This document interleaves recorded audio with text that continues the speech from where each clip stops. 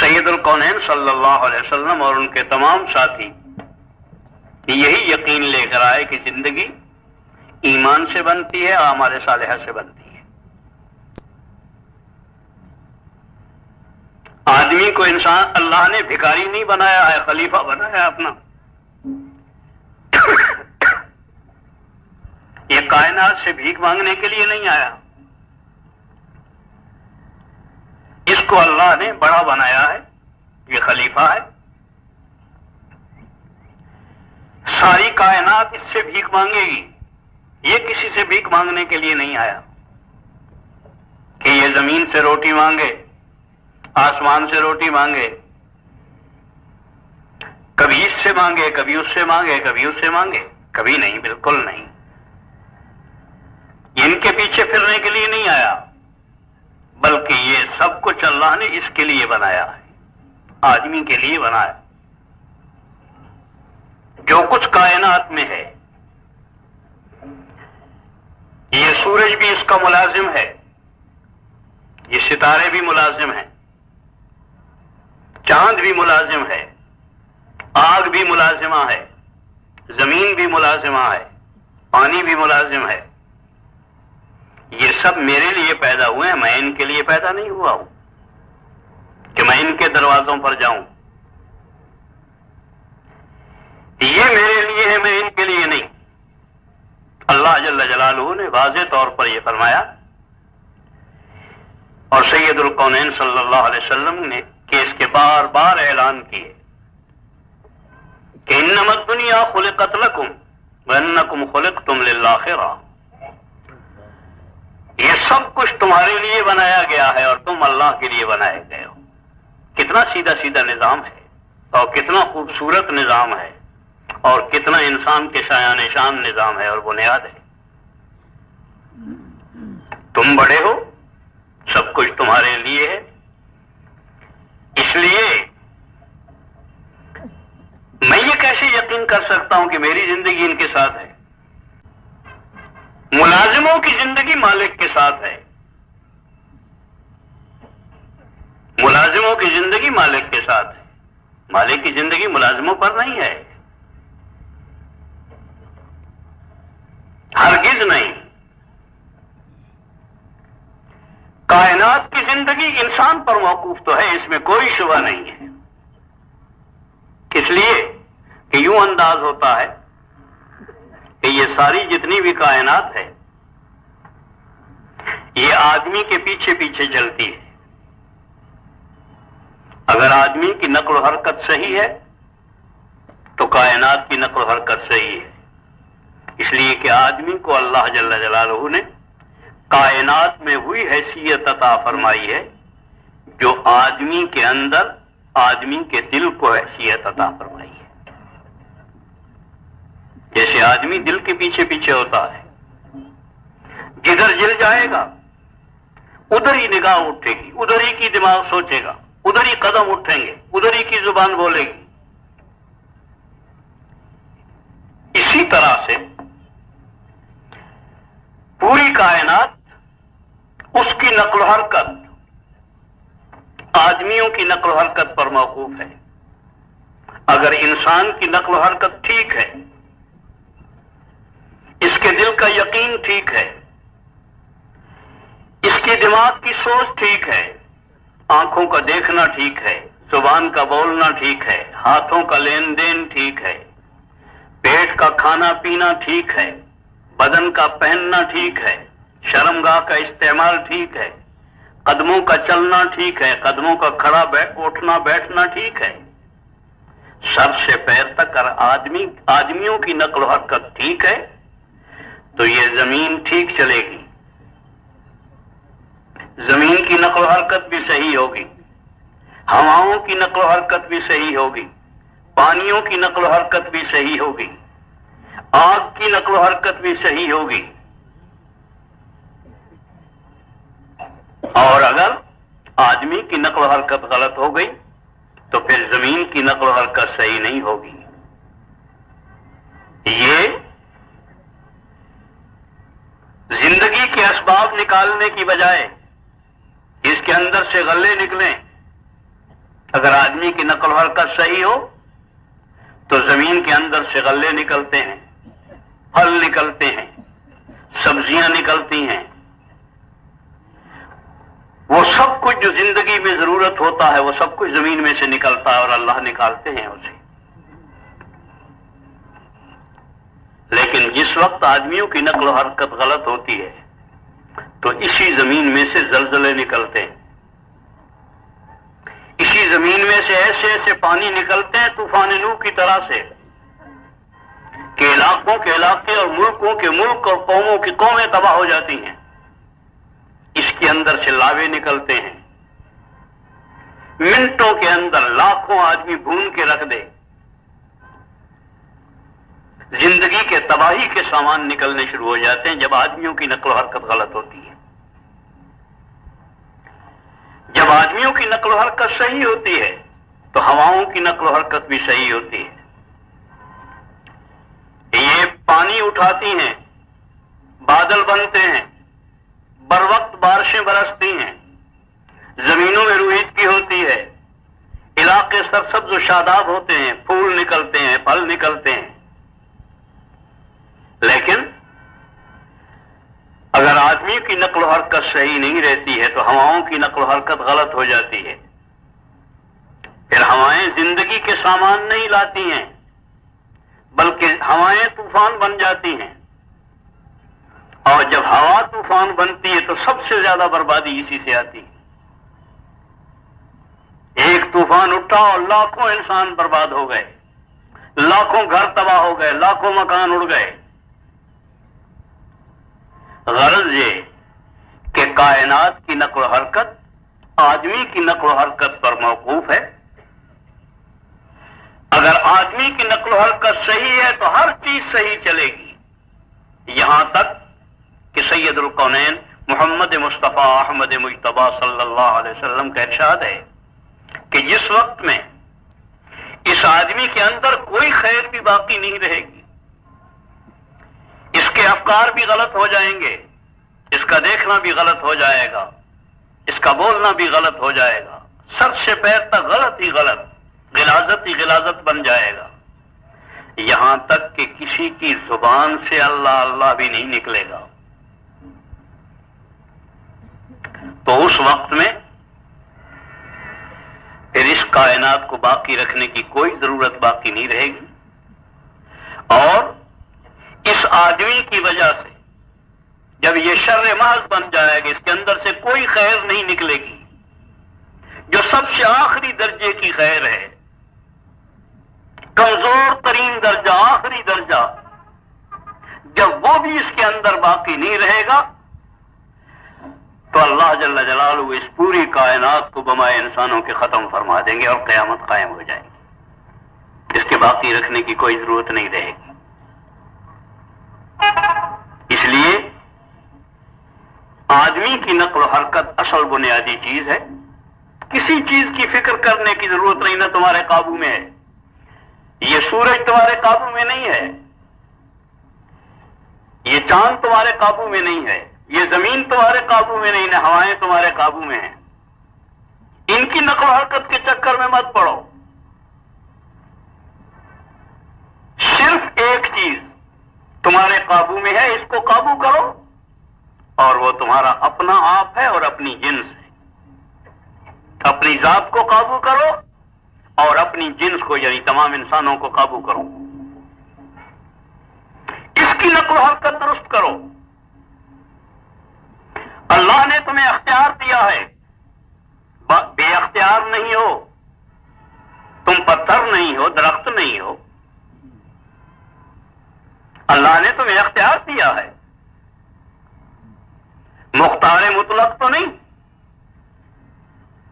لیکن مختار ہو بہرحال،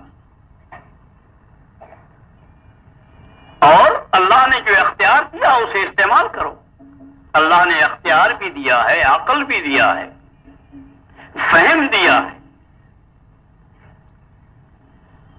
اور تمہیں کتاب دی ہے، راستہ دیا ہے، راستہ بتایا ہے اللہ نے تمہیں کیسے استعمال کرنا چاہیے اپنے آپ کو۔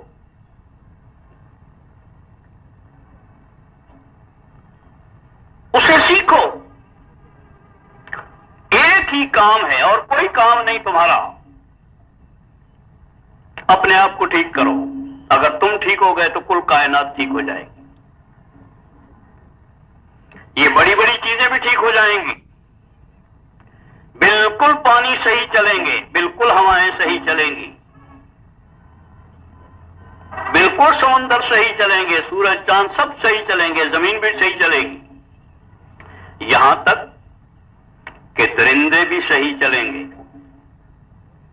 اور درندے نہیں, تمہارے دشمن بھی صحیح چلیں گے.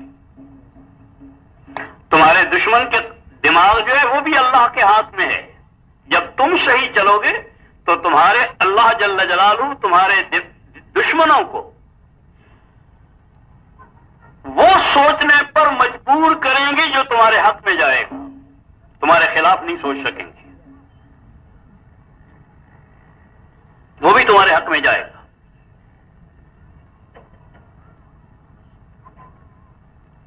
اس بنا پر کرنے کا کام صرف ایک ہے کہ آدمی ٹھیک ہونا چاہیے.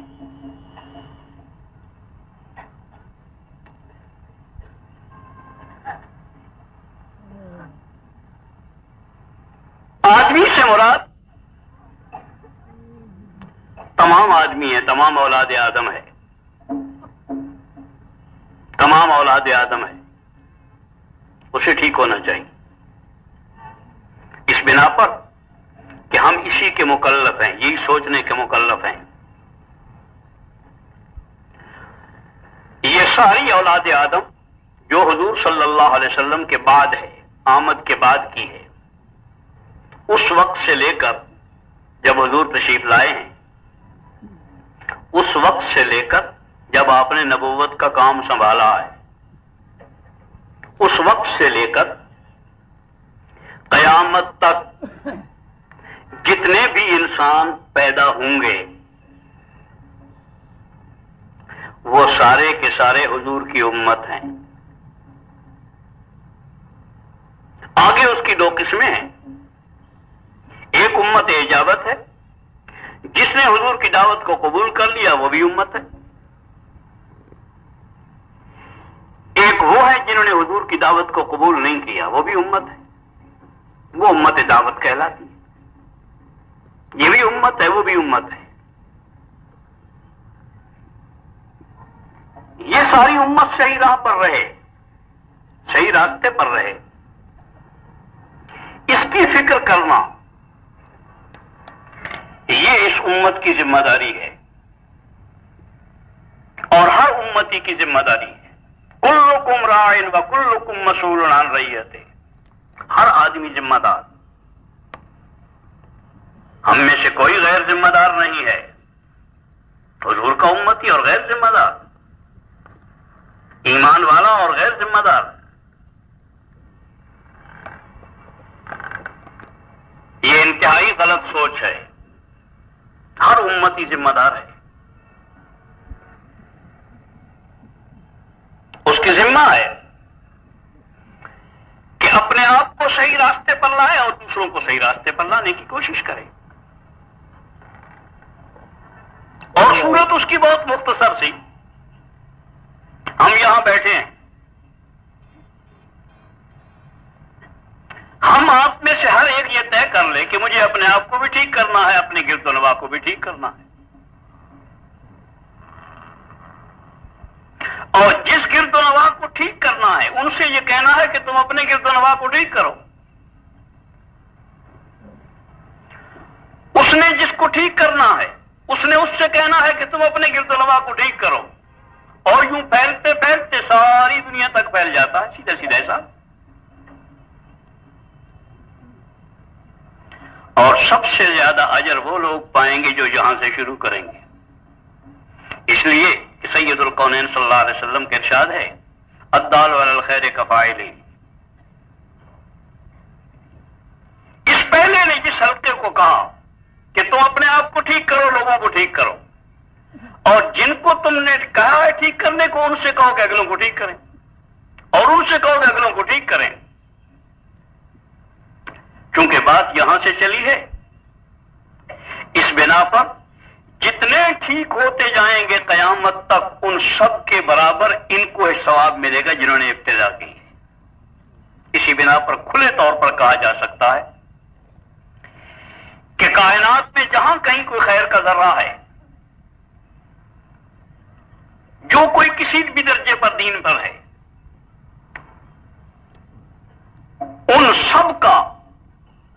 ان سب کی جتنی بھی نیکیاں ہیں، جتنا جتنا ان کو ملتا ہے تمام کو، اتنا اتنا روزانہ سب کے برابر صدیق اکبر رضی اللہ تعالیٰ عنہ کے حساب میں جمع ہوتا ہے، اور جتنا صدیق اکبر رضی اللہ تعالیٰ عنہ کو وہاں جمع ہوتا ہے وہ اتنا سب کا مجموعہ جو صدیق اکبر رضی اللہ تعالیٰ عنہ کے ہاں جمع ہوتا ہے اتنا ہی سید الکونین صلی اللہ علیہ وسلم کے ہاں آ جاتا ہے۔ جس نے ابتدا کی ہے اسی کے حساب میں جائے گا۔ ایک دفعہ مولانا یوسف رحمۃ اللہ علیہ فرمانے لگے کہ وہ ایک صاحب ایک تشریف لایا تو میں نے ان کا تعارف کرایا، میں نے کہا جی یہ سابق وزیر ہیں،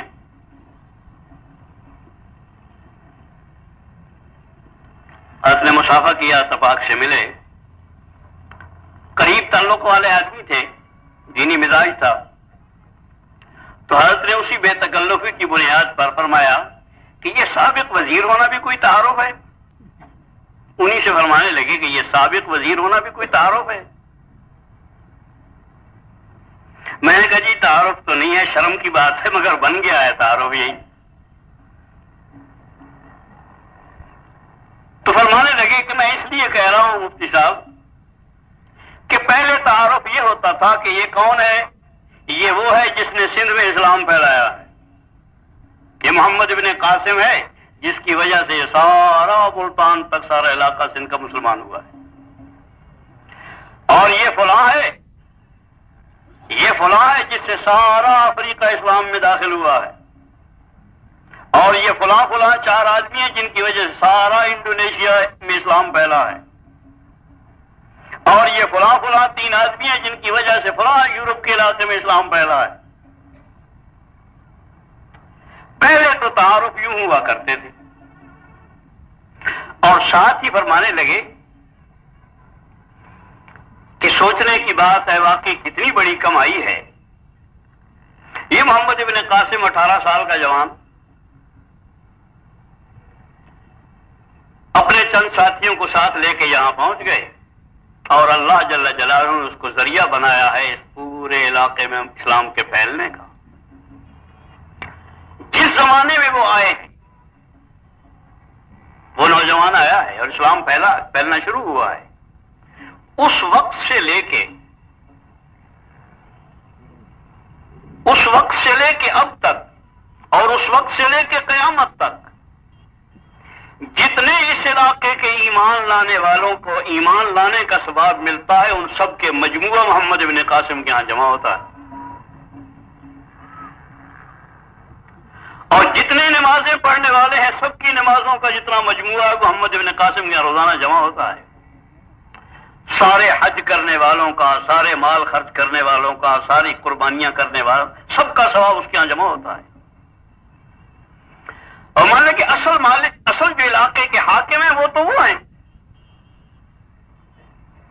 یہاں اس ملک میں علاقے میں بہت آئے، یہی آئے ہوں گے، انہوں نے کہا جی ہم صدر ہیں اس علاقے کے، کسی نے کہا جی ہم وزیر اعظم ہیں اس علاقے کے، کسی نے کہا جی ہم بادشاہ سلامت ہیں اس علاقے کے، بتیرے آتے رہے۔ تو فرمانے لگے کہ یہ جتنے آتے ہیں نا یہ بادشاہ سلامت قسم کی مخلوق، ان کی مثال میرے نزدیک ایسی ہے۔ فرمانے لگے کہ ایک دن میں جا رہا تھا، اپنے متعلق فرمانے لگے کہ میں جا رہا تھا دلی کے شہر میں ایک محلہ ہے خاکروبوں کا، اس محلے سے گزر رہا تھا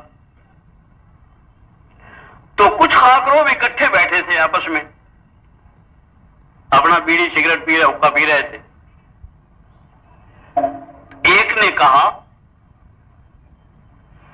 نے کہا کہ میرے 9 مکان ہیں، دوسرے نے کہا میرے 13 ہیں، تیسرے نے کہا کہ نہیں میرے تو 14 ہیں۔ اور فرمان لگے کہ میں ان کے پاس سے گزر رہا تھا، یہ سن لیا میں نے۔ کیا مطلب؟ یہ اتنے 14 تک جو مکان ہیں، کیا مطلب ہے؟ یعنی میں ان 14 مکانوں کا پاخانہ صاف کرتا ہوں۔ یہ باقی جتنے بادشاہ سلامت آتے رہے ہیں، یہ تو ایسے ہی مکانوں والے تھے کہ یہ سیٹ ہمارا ہے، یعنی کیا مطلب ہم اس کا پاخانہ صاف کرتے ہیں، اس کے ٹیکس وصول کرتے ہیں، اس کو ہم کھاتے پیتے ہیں۔ تو اصل حاکم اس علاقے کے یہ نہیں ہے، اس علاقے کا حاکم تو محمد ابن قاسم ہے، جس کو اصل آمدن یہاں کی پہنچ رہی ہے۔ اصل حاکم وہ ہے جن کے ہاں سارے علاقے کا ایمان کا ثواب بھی جا رہا ہے، حجوں کے ثواب بھی جا رہے ہیں، زکاتوں کے ثواب بھی جا رہے ہیں، علم کے ثواب بھی جا رہے ہیں، سارے احکامات الہیہ کی تعمیل کے احکامات جمع ہو رہے ہیں، وہ اصل حاکم ہے۔ اس بنا پر عرض کیا کہ اگر اللہ جل جلالہ توفیق عطا فرما دے، ہمیں عقل آ جائے، ہمیں سمجھ آ جائے کہ کرنے کا کام کیا ہے اور کس پر ملتا ہے۔ یہاں بھی سب کچھ اسی پر ملتا ہے اور وہاں بھی سب کچھ اسی پر ملے گا۔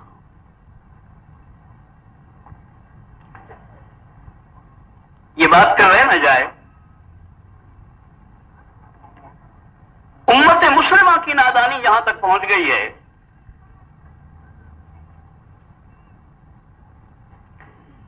کہ یہ کہتے ہیں، پوچھو کہ میدان معاشر میں فیصلہ کس پر ہوگا بھائی؟ میدان معاشر میں زندگی بننے بگڑنے کا فیصلہ کس پر ہوگا؟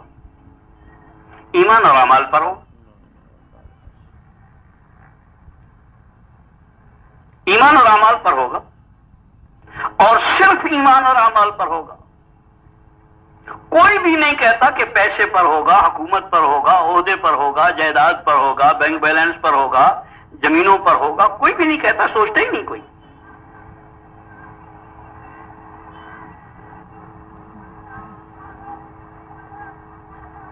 آئیے، جب یہ ایمان اور اعمال صالحہ اتنی عظیم چیزیں ہیں،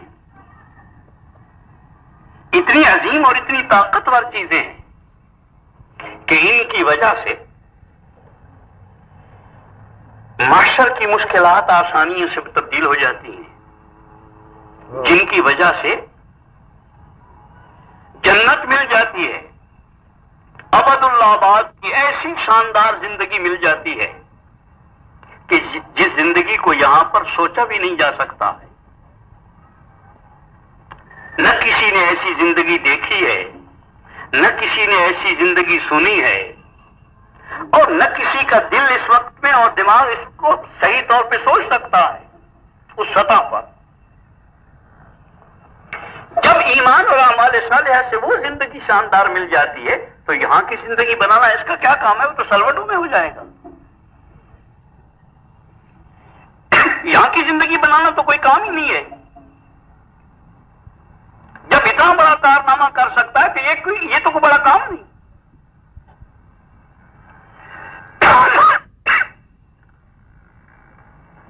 یہ سوچنا کہ جی وہ ابد الآباد کی زندگی تو ان سے بن جاتی ہے، مگر یہ 50 سال کی زندگی ان سے نہیں بنتی ہے۔ واجی رحمت اللہ علیہ فرمانے لگے کہ جو لوگ کہتے ہیں اور زبانوں پر ہے، دلوں میں بھی ہے اور زبانوں پر بھی ہے کہ جی صرف نماز سے کیا ہوگا۔ حالانکہ میں بھی یہی کہتا ہوں کہ جو لوگ یہ کہتے ہیں کہ صرف نماز سے کیا ہوگا، واقعی ان کی نماز سے کچھ نہیں ہوگا۔ جو یہ سمجھتے ہیں کہ نماز سے کیا ہوگا، واقعی ان کی نماز سے کچھ نہیں ہوگا۔ اور انہیں سوچنا چاہیے کہ جو نماز تمہیں دو روٹیاں نہیں دلا سکتی ہے اس دنیا میں، وہ نماز تمہاری جہنم سے بھی تمہیں نہیں بچا سکتی ہے. دھوکے میں مت رہو. اگر نماز کے متعلق تمہارا یقین یہ ہے کہ نماز سے کچھ نہیں ہوتا، تو واقعی نماز سے کچھ نہیں ہوتا. اس نماز سے، اس نماز سے کچھ ہوتا ہے جن کا یہ یقین ہے کہ نماز ہی سے سب کچھ ہوتا ہے. یہاں بھی نماز انہی کی کام آئے گی، وہاں بھی نماز انہی کی کام آئے گی.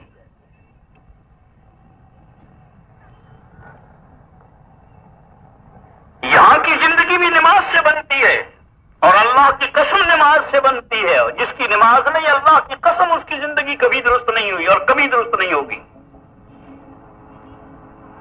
اس کی زندگی کبھی نہیں بنے گی. یہاں کی زندگی بھی نماز سے بنے گی اور وہاں کی زندگی بھی نماز سے بنے گی.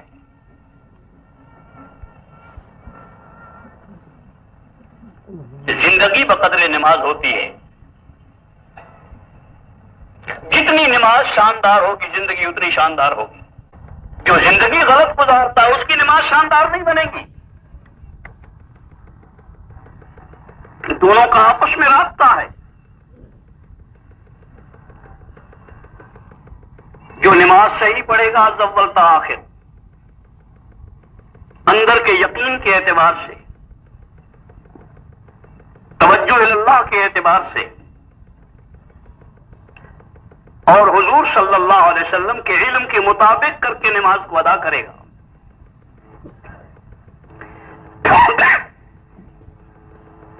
اور پھر اس نماز کو ادا کرنے کے بعد اس نماز کو یہی نہیں چھوڑ جائے گا، بلکہ اس نماز کی زندگی کو آگے زندگی میں لے جائے گا. صبح کی جب نماز پڑھے گا، اس نماز کی زندگی کو لے جائے گا اپنی زندگی میں، اور صبح کی نماز سے لے کر ظہر کی نماز تک اپنی زندگی اس طرح گزارے گا جیسے نماز میں وقت گزارا تھا. اللہ پر یقین رکھتے ہوئے، اللہ کو حاضر ناظر سمجھتے ہوئے، اپنے آپ کو سر سے پیر تک حکم الہی کے مطابق استعمال کرتے ہوئے، اور ہر غلط سے اپنے آپ کو بچاتے ہوئے، جیسے نماز کے اندر اپنے آپ کو قابو رکھا تھا. غلط سوچنے سے، غلط دیکھنے سے، غلط بولنے سے، غلط سننے سے، غلط جانب متوجہ ہونے سے، غلط نقل و حرکت سے نماز کے اندر اپنے آپ کو قابو رکھا تھا. اسی طرح ظہر تک اپنے آپ کو قابو رکھے نماز کی بنیاد پر. اس آدمی کی نماز جس سطح پر فجر کی نماز تھی، ظہر کی نماز اس سے بلند نماز ہوگی. اس کی نماز بلند ہو جائے گی، آگے بڑھ جائے. پھر آ کے ظہر کی نماز پڑھے اور ظہر کی نماز پڑھتے وقت توبہ کرے کہ الہی جو غلط ہوا معاف فرما دے. میں آدمی ہوں، غافل ہوں، میں نے کوشش کی اپنے آپ کو سنبھالنے کی، جو غلطی ہو گئی معاف فرما دے. اور توبہ کرنے کے، اور آئندہ کے لیے میں صحیح چلوں گا. دونوں چیزیں، پچھلا معاف فرما دے، آئندہ صحیح چلوں گا اور پختہ عزم ہو کے صحیح چلوں گا. اس لیے کہ آدمی استغفار تو کرتا ہے لیکن توبہ نہیں کرتا ہے. استغفار اس کو کہتے ہیں کہ غلطی ہوئی، استغفر اللہ، اے اللہ معاف فرما دے. اس کے لیے تو آدمی تیار ہوتا ہے کہ غلطی ہو گئی معاف کر دے، لیکن یہ کہ آئندہ غلط نہیں کروں گا اس کے لیے تیار نہیں ہوتا ہے. آئندہ غلط نہیں کروں گا اس کا نام توبہ ہے. استغفروا ربکم ثم توبوا الیہ، استغفار کے ساتھ توبہ ہو. غلط یقین سے صحیح یقین کی طرف لوٹنا، غلط یقین سے صحیح یقین کی طرف لوٹنا، غلط اعمال سے صحیح اعمال کی طرف لوٹنا، غلط اخلاق سے صحیح اخلاق کی طرف لوٹ آنا، غلط معاملات سے صحیح معاملات کی طرف لوٹ آنا، اور غلط معاشرت سے صحیح معاشرت کی طرف لوٹ آنے کا نام توبہ ہے.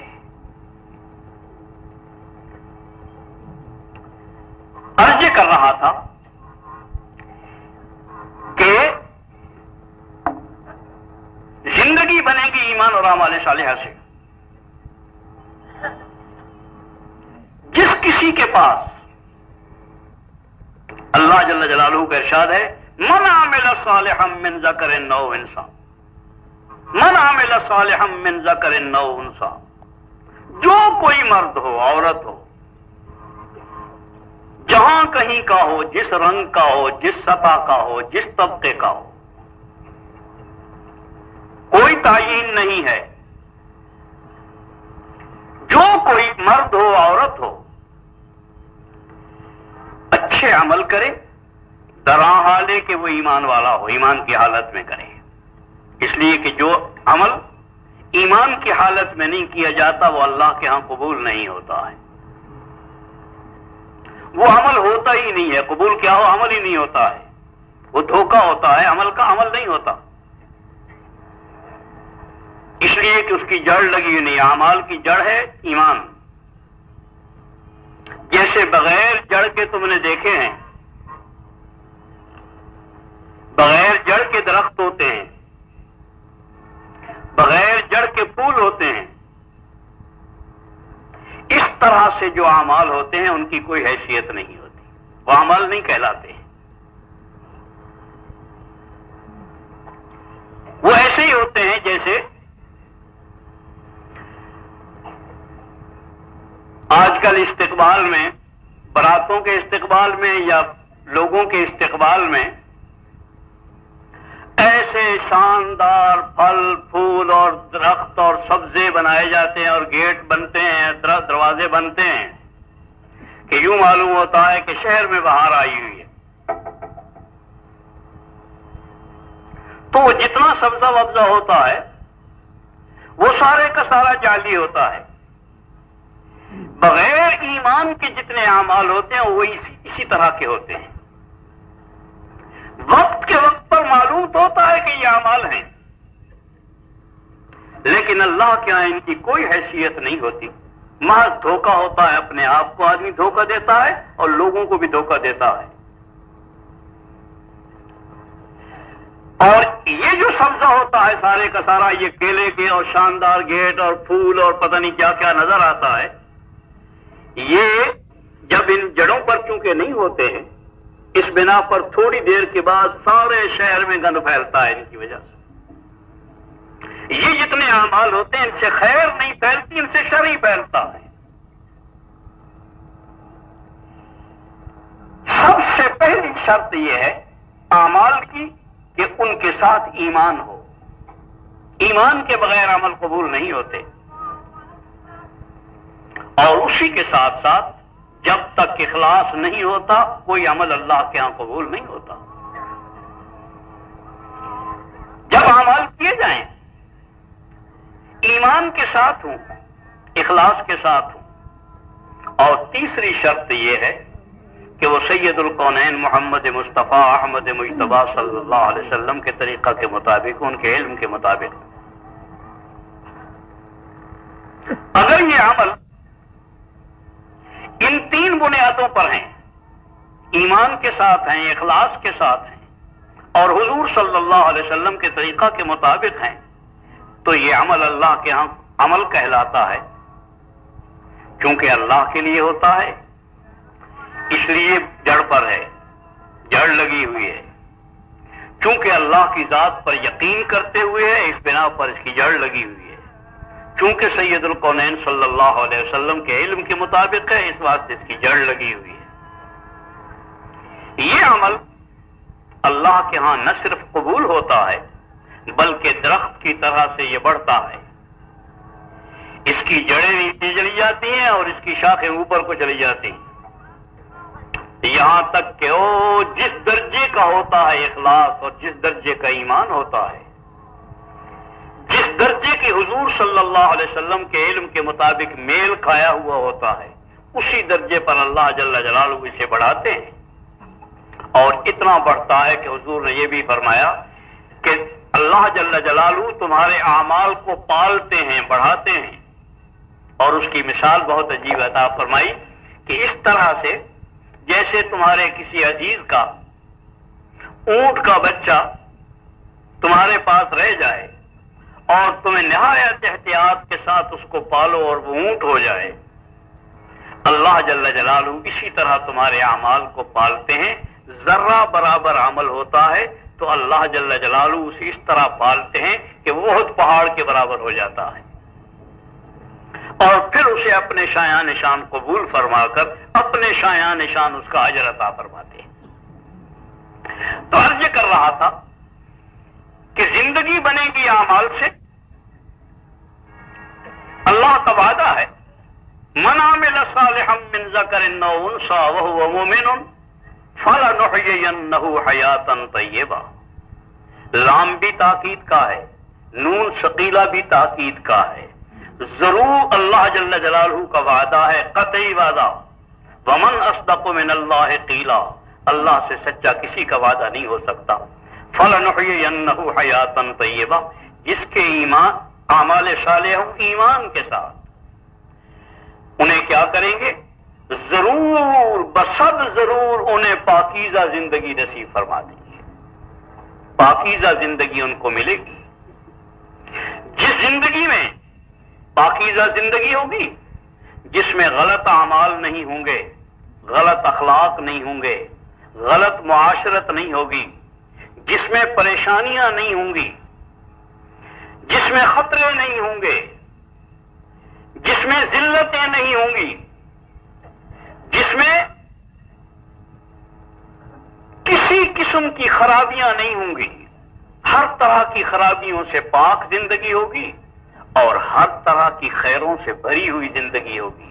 اس میں محبوبیت بھی ہوگی، مرجعیت بھی ہوگی، عزت بھی ہوگی، قوت بھی ہوگی، سکون بھی ہوگا، راحت بھی ہوگی، الفت بھی ہوگی، اور تمام اعمال صالحہ کی توفیق بھی ہوگی۔ مخلوق سے بھی تعلق درست ہوگا، مخلوق کا بھی محبوب بنے گا۔ حیات طیبہ اصل کے طور پر یہ ہے کہ مخلوق سے جو چاہے گا مخلوق کرے گی، خالق سے جو چاہے گا خالق کرے گا۔ یہ حیات طیبہ ہے، جو خالق سے کہے گا۔ اللہ سب سے بڑی بات حیات طیبہ کی یہ ہے کہ جو خالق سے کہے گا خالق کر دے گا۔ اور کہنے کی بات بھی میں اس لیے کہہ رہا ہوں کہ معروف یہی ہے، ورنہ کہنے کی بھی ضرورت نہیں پڑتی ہے، زبان سے کہنے کی ضرورت بھی نہیں پڑتی، وہ تو اندر سے اس نے چاہا اور اللہ نے کیا۔ نہ ہاتھ اٹھانے کی ضرورت ہے نہ کہنے کی ضرورت ہے، اس کے اندر یہ بات آئی کہ یوں ہو جاتا، خواہش پیدا ہوئی کہ یوں ہو جاتا، اللہ وہی کر دیں گے۔ جیسے جنت میں ہوگا یہی اللہ جل جلالہ عطا فرما دیتے ہیں، اور سب سے بڑا اللہ جل جلالہ کا کرم اور انعام یہی ہے۔ اور کائنات کے بڑے آدمی جو ہیں وہی لوگ ہیں۔ مالوں سے آدمی بڑے نہیں ہوا کرتے، عہدوں سے آدمی بڑے نہیں ہوا کرتے، شداد کی جنتوں سے آدمی بڑے نہیں ہوا کرتے ہیں، لمبی لمبی زمینوں سے آدمی بڑا نہیں ہوتا ہے، بینک بیلنس سے سونا چاندی سے آدمی بڑا نہیں ہوا کرتا ہے۔ دھوکے میں نہیں رہنا چاہیے۔ ایسے لوگوں کو بڑا سمجھنے اور بڑا کہنے سے خدا کے قہر متوجہ ہوتا ہے۔ خدا کے قہر سے ڈرنا چاہیے، بہت احتیاط کرنی چاہیے۔ اگر تم نے یہ فیصلہ کیا ہے کہ آدمی باہر کی چیزوں سے بڑا بنتا ہے، تو اس کا مطلب یہ ہے کہ تم نے فیصلہ کر لیا ہے کہ بڑا فرعون تھا، موسیٰ علیہ السلام بڑے نہیں تھے۔ اگر تم نے یہ فیصلہ کر لیا ہے کہ آدمی مال سے بڑا ہوتا ہے، تو تمہارا فیصلہ یہ ہو کہ قارون بڑا تھا، موسیٰ علیہ السلام بڑے نہیں تھے، ان کے پاس تو کھانے کی روٹی بھی نہیں تھی، رہنے کو چھپر تھا ساری زندگی۔ اگر تم نے یہ فیصلہ کیا ہے کہ آدمی اکثریت سے بڑا بن جاتا ہے، تو اس کا مطلب یہ ہے کہ ابو جہل بڑا تھا، محمد بڑے نہیں تھے صلی اللہ علیہ وسلم، اکثریت اس کے ساتھ ہے۔ باہر کی چیزوں سے آدمی بڑا نہیں بنتا ہے۔ گدھے پر ایک من سونا لاد دو تو گدھا ہی رہتا ہے، وہ گدھے کا گدھا ہی رہتا ہے. کتا چھپڑ میں بیٹھا ہے تو بھی کتا ہے، اور اگر 10 کروڑ کی کوٹھی میں بیٹھا ہے تو بھی کتا ہے. باہر کی چیزوں سے آدمی بڑا نہیں بنا کرتا ہے، آدمی بڑا بنا کرتا ہے ایمان اور اعمال صالحہ سے، اندر کے اعمال سے بنا کرتا ہے. وہ آدمی جس کے گھر میں باہر کی چیزیں آئی ہی نہیں ہیں، کوئی چیز نہیں آئی جس کے گھر میں، کائنات کا سب سے زیادہ مفلس آدمی، اور جس کا ایک گھر مفلس نہیں ہے اس کا سارا خاندان مفلس ہے، اس کے تمام ساتھی مفلس ہیں. ان کے مکان چھپر ہیں اور ایک ایک چھپر ہے، ان کے گھر میں کھانے کو نہیں ہے، اور اتنا کم ہے کھانے کا کہ حضرت عائشہ صدیقہ رضی اللہ تعالیٰ عنہ کہتی ہیں کہ ہم نے 3 چاند اپنی آنکھ سے دیکھے، ہمارے گھروں میں آگ نہیں جلی ہے. 3 دن کے فاقے مسلسل،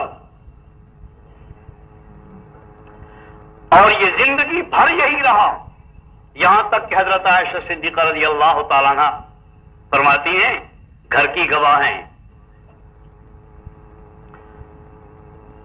جس دن حضور صلی اللہ علیہ وسلم کا انتقال ہوا ہے،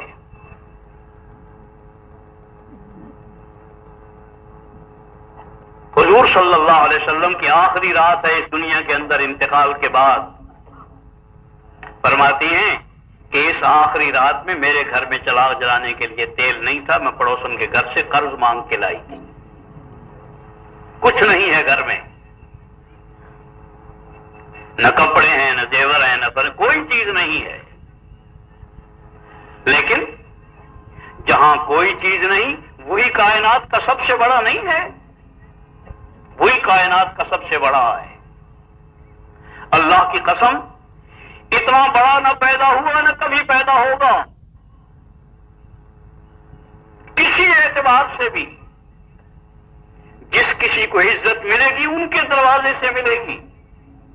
عزت دے گا اللہ، لیکن ان کے وہ عزت اترے گی ان کے دروازے پر، ملے گی بعد میں کسی کو.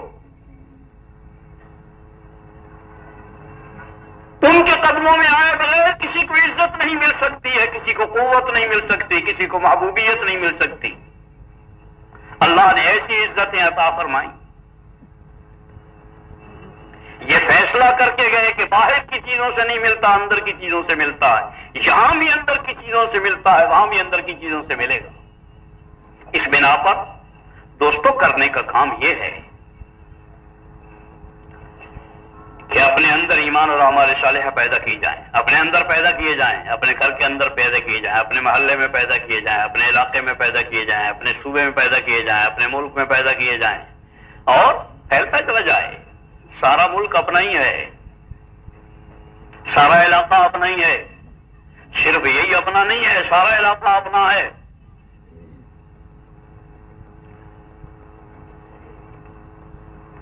ہمارے ایک سفیر تھے مرحوم، حجاز میں پاکستان کے سفیر تھے، بہت اچھے آدمی، 5 وقت کے نمازی تھے. مجھے سب سے زیادہ ان کی ادا یہ پسند تھی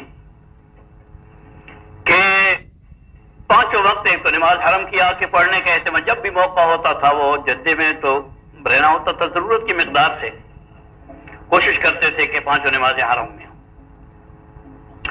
اور جب حرم میں آتے تھے، جہاں نماز پڑھتے تھے، نماز سے فارغ ہونے کے بعد لوگ اپنے کاموں کے لیے ان کے ارد گرد ہو جاتے تھے.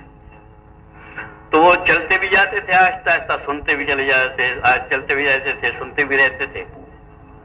ہر آدمی کی بات سننا، اس کو بتانا، اس کا جواب دینا، اس کو کوئی تاریخ دینا، کوئی صورت بتانا، اور یوں کرتے کرتے کرتے کرتے وہ حرم کے بالکل باب صفا پر ہوتا تھا اس زمانے میں پاکستان ہاؤس.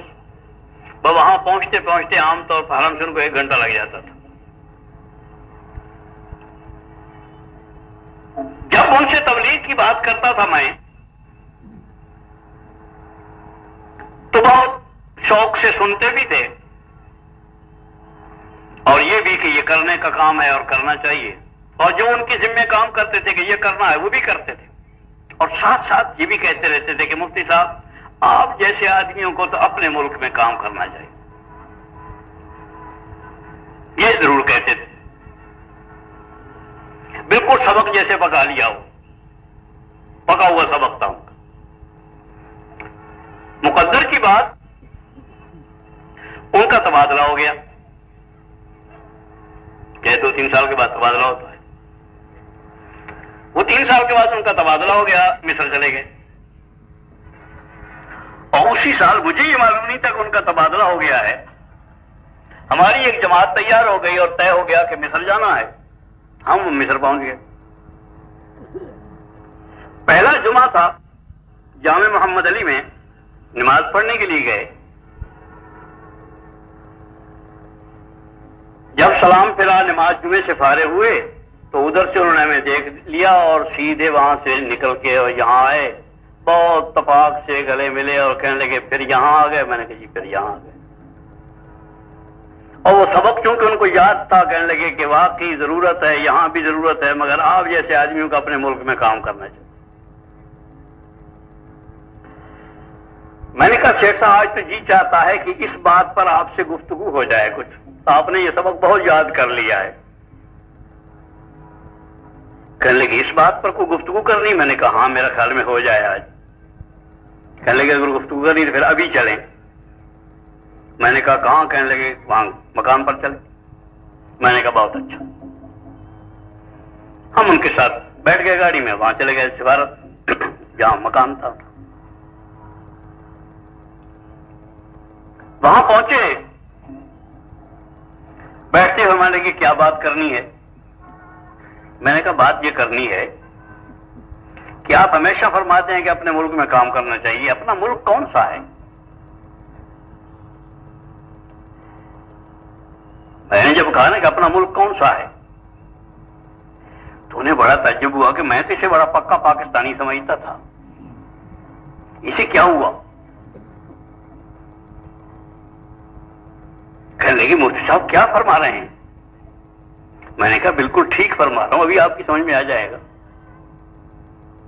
بتائیں کون سا ملک آپ کہتے ہیں کہ اپنے ملک میں کرنا چاہیے، آپ کیا مراد ہے؟ کہنے لگے پاکستان۔ میں نے کہا بس؟ میں نے کہا اور کیا؟ میں نے کہا دیکھو جی ہماری سوچ اور ہے،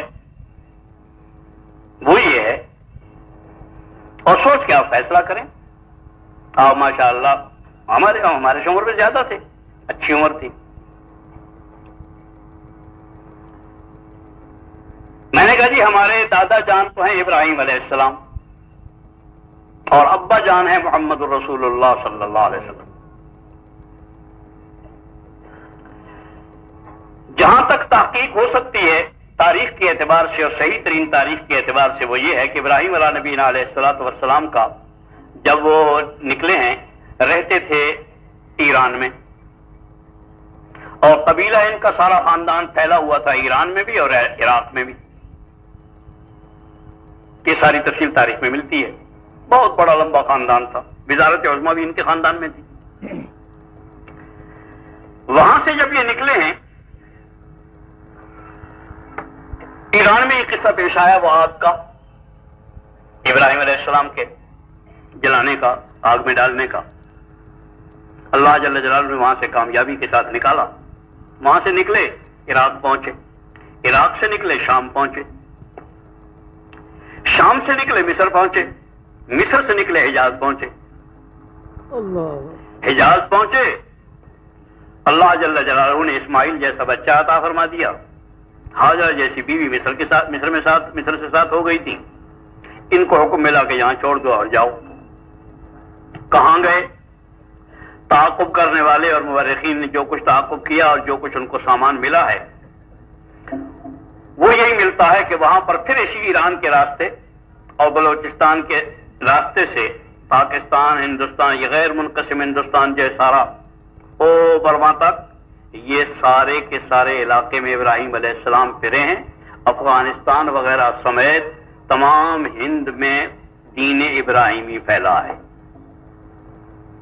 اور یہ تقریباً 10 سال کا عرصہ ہے۔ اس عرصے میں سارا اسلام ادھر پھیلا ہے۔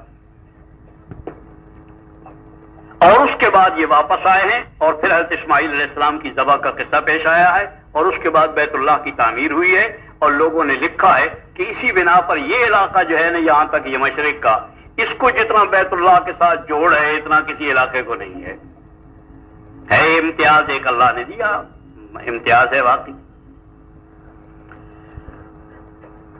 میں نے کہا جی یہ تو ہے دادا جان کا علاقہ سارا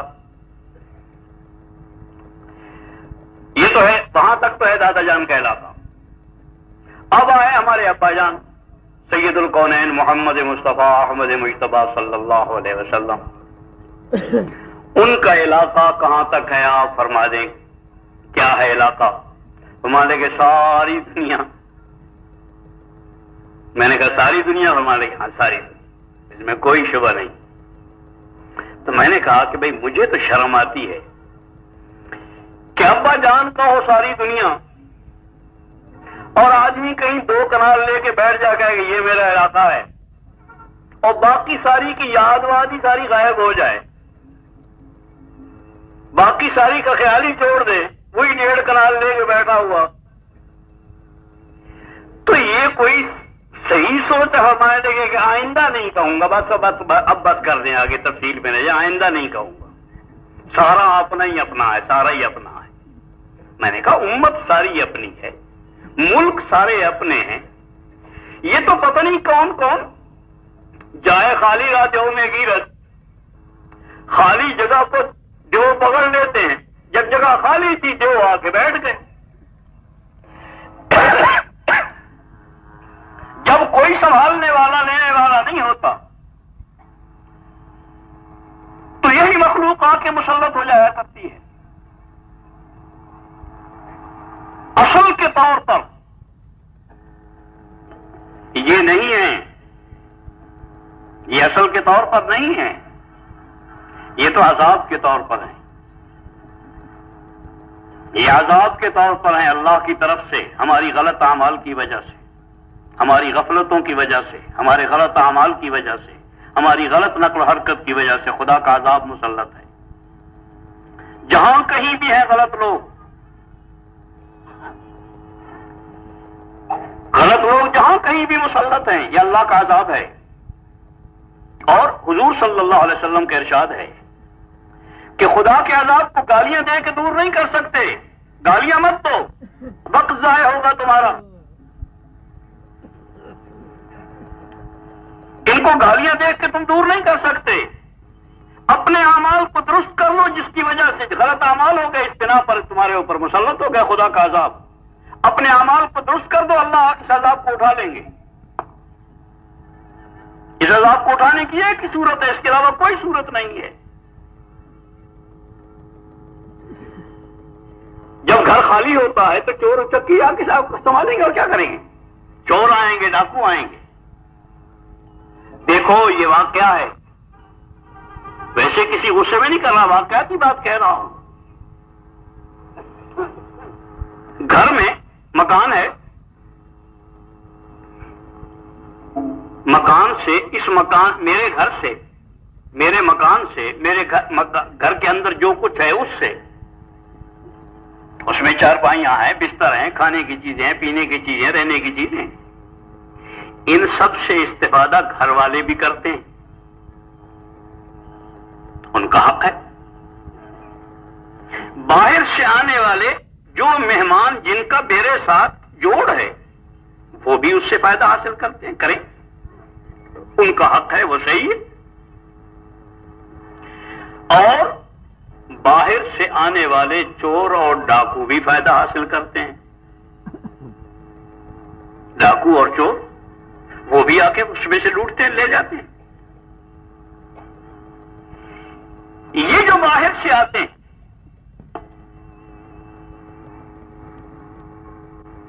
یہ گھر والوں سے جوڑ بٹھا کر نہیں جبر کے ساتھ بغیر جوڑ بٹھائے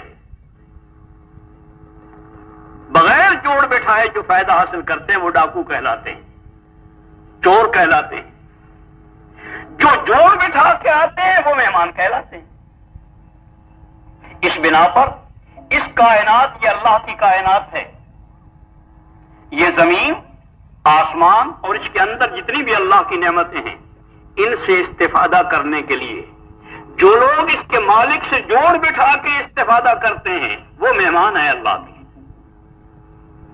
جو اس سے جوڑ بٹھائے بغیر اس کو استعمال کرنے والے ہیں وہ سارے ڈاکو اور چور ہیں.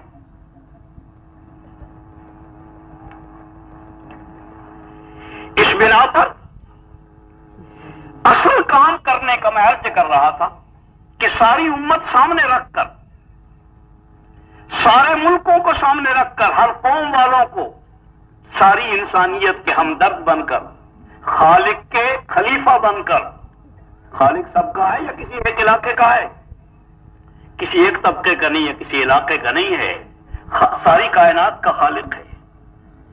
کائنات کے خالق کے خلیفہ بن کر، ہمدرد بن کر، وہ محبت اور الفت اور ہمدردی جو سید الکونین محمد مصطفیٰ احمد مجتبیٰ صلی اللہ علیہ وسلم کو ہر انسان کے ساتھ تھی، وہ ہمدردی لے کر، یہ نبی کی میراث ہے، ادھر اللہ کے خلیفہ ہو، ادھر اپنے نبی کے امتی ہو، پورے عالمین کو سامنے رکھ کے حضور کا امتی سمجھ کر اور اپنے اللہ کے بندے سمجھ کر انہیں جہنم سے بچانے کی کوشش، انہیں صحیح راستے پر لانے کی کوشش، انہیں صحیح اعمال پہ لانے کی کوشش، اسے اخلاق پہ لانے کی کوشش اور محنت، یہ اصل کام ہے. صورت اس کی کیا ہے؟ میں اختصار ذرا اختصار کے ساتھ کہہ دوں، اس انداز کے ساتھ کیا یاد رہ جائے شاید. وہ صورت یہ ہے کہ ایمان اور اعمال صالح یہ تو ایک بنیادی بات ہے. قرآن کہتا ہے یہی ہے، مسلسل ایک ہی بات کہتا ہے کہ ایمان اور اعمال صالح، ایمان اور والعصر ان الانسان لفی خسر الا الذین آمنوا وعملوا الصالحات. ساری انسانیت خسارے میں، صرف ایمان اور اعمال صالح والے. اور آگے وتواصوا بالحق وتواصوا بالصبر، وہی دعوت کا کام.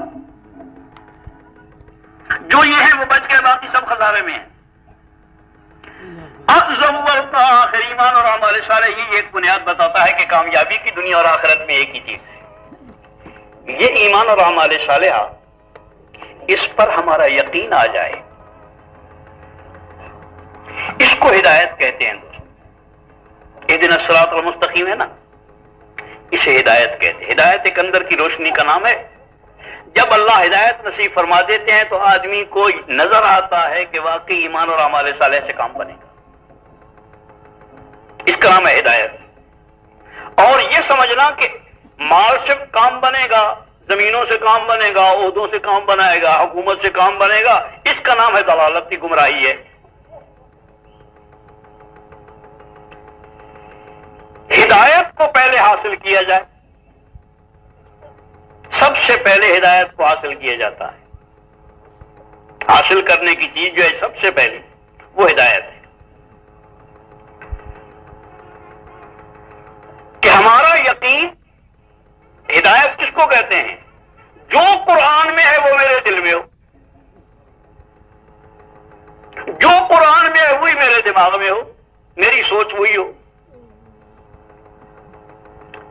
جو محمد الرسول اللہ صلی اللہ علیہ وسلم نے کہا ہے اس پر پورا یقین ہو. اس کا نام ہے ہدایت. اس ہدایت کو حاصل کرنے کا طریقہ یہ ہے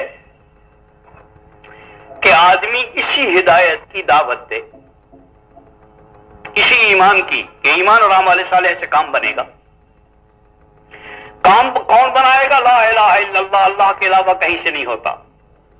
مخلوق سے نہ ہونے کا یقین، اکیلے خالق سے ہونے کا یقین. اور محمد الرسول اللہ صلی اللہ علیہ وسلم کے وجود اطہر سے نکلنے والی جتنی چیزیں ہیں، وہ ایمان بھی ہے، اخلاص بھی ہے، وہ علم بھی ہے، اخلاق بھی ہیں، اعمال بھی ہیں.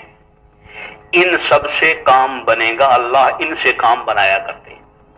حضور کے وجود اطہر سے نکلنے والا جو سامان ہے بناتا اللہ ہے. اور اللہ صرف یہ دیکھتا ہے کہ کس آدمی میں میرے نبی کے وجود سے نکلنے والی چیزیں موجود ہیں. دل میں یقین ہوئی ہے، دماغ کے افکار ہوئی ہیں، آنکھوں کا دیکھنا وہی ہے، زبان کا بولنا وہی ہے، ہاتھوں کا ہلنا وہی ہے، پیروں کا چلنا وہی ہے، کھانا پینا وہی ہے، سر سے پیر تک اگر وہ زندگی میل کھا جاتی ہے حضور کی زندگی سے، اللہ اس کی زندگی بنا دیتے ہیں، کوئی ہو، وہ ضابطہ ہے، سنت اللہ یہ یقین ہمارے دل میں پیدا ہو جائے، اس کا نام ہدایت ہے، اور اسی ہدایت کی دعوت دینے سے اللہ ہدایت عطا فرماتے ہیں۔ یہ ہے مختصر اس کا طریقہ جو سید الکونین صلی اللہ علیہ وسلم کا بتایا ہوا ہے، اسی کی دعوت دو۔ اس لیے کہ دوستو یہ دیکھا گیا ہے، تاریخ شاہد ہے کہ دعوت کے بغیر نہ کبھی ہدایت ملی، نہ ہدایت باقی رہی، نہ ہدایت آگے بڑھی۔ دعوت دی، نبی آیا، دعوت دی، ہدایت ملی۔ جتنی نبی کی دعوت علاقے میں پھیلی اتنی ہی اللہ نے ہدایت عطا فرما دی۔ پھر کچھ مدت کے بعد ہم دیکھتے ہیں کہ نبی روانہ ہو گئے، نبی چلے گئے، دعوت بھی چلی گئی، دعوت گئی، ہدایت گئی، اور پھر گمراہی آ گئی۔ پھر نبی آ گیا، اس نے آ کے دعوت دی، اللہ نے پھر ہدایت نصیب فرما دی۔ دعوت آئی، ہدایت آئی، پھر نبی چلا گیا، دعوت چلی گئی، دعوت گئی، ہدایت گئی، پھر گمراہی، یہاں تک کہ عیسیٰ علیہ السلام آ گئے۔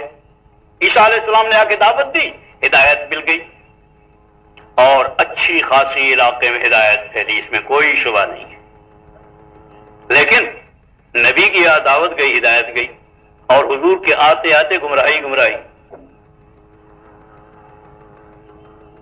نہ خدا پر یقین باقی رہا، نہ نبی کی تعلیمات پر یقین باقی رہا، اور نہ نبی کی تعلیم ہی باقی رہی۔ تھوڑا سا عرصہ، کوئی ہزاروں برس نہیں گزر گئے تھے، چند سو سال کی بات، حضور تشریف لے آئے، دعوت آ گئی، پھر نبی آیا، دعوت دی، اللہ نے ہدایت نصیب فرمائی۔ اللہ جل جلالہ نے، کیونکہ سید الکونین صلی اللہ علیہ وسلم خاتم النبیین ہے، آپ کے بعد نبی آنے والا ہے کوئی نہیں، اور اللہ جل جلالہ چاہتے ہیں کہ انسان ہدایت پر ہو۔ ہدایت کا سامان دعوت ہے، نبی نے بہرحال جانا ہے،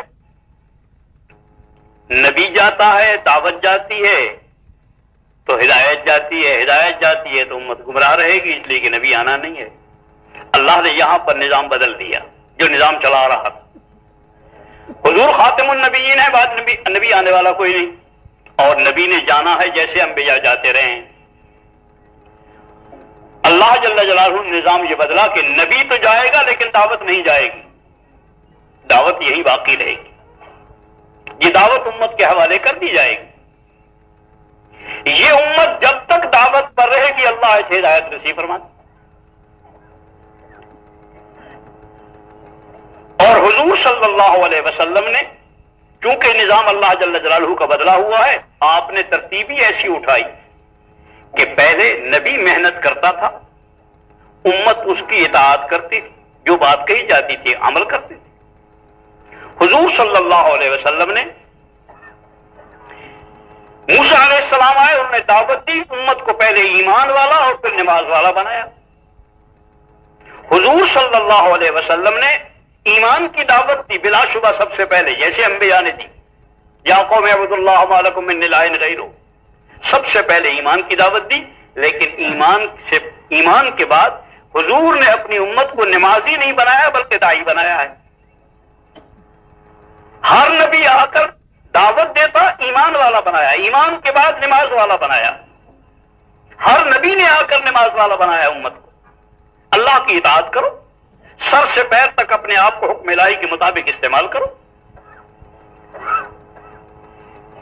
لیکن حضور صلی اللہ علیہ وسلم نے امت کو پہلے نمازی نہیں بنایا، اپنے سب سے پہلے داعی بنایا ہے کہ دعوت دو، اس لیے کہ یہ امت دعوت ہے، اس کا کام ہی دعوت دینا ہے۔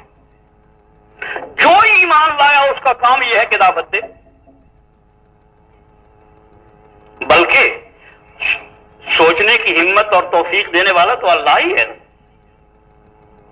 سوچ ہی امت کی یہ بن گئی کہ جو آ کے ایمان لاتا ہے، کہتا کوئی نہیں ہے، یہ بات کہتا کوئی نہیں،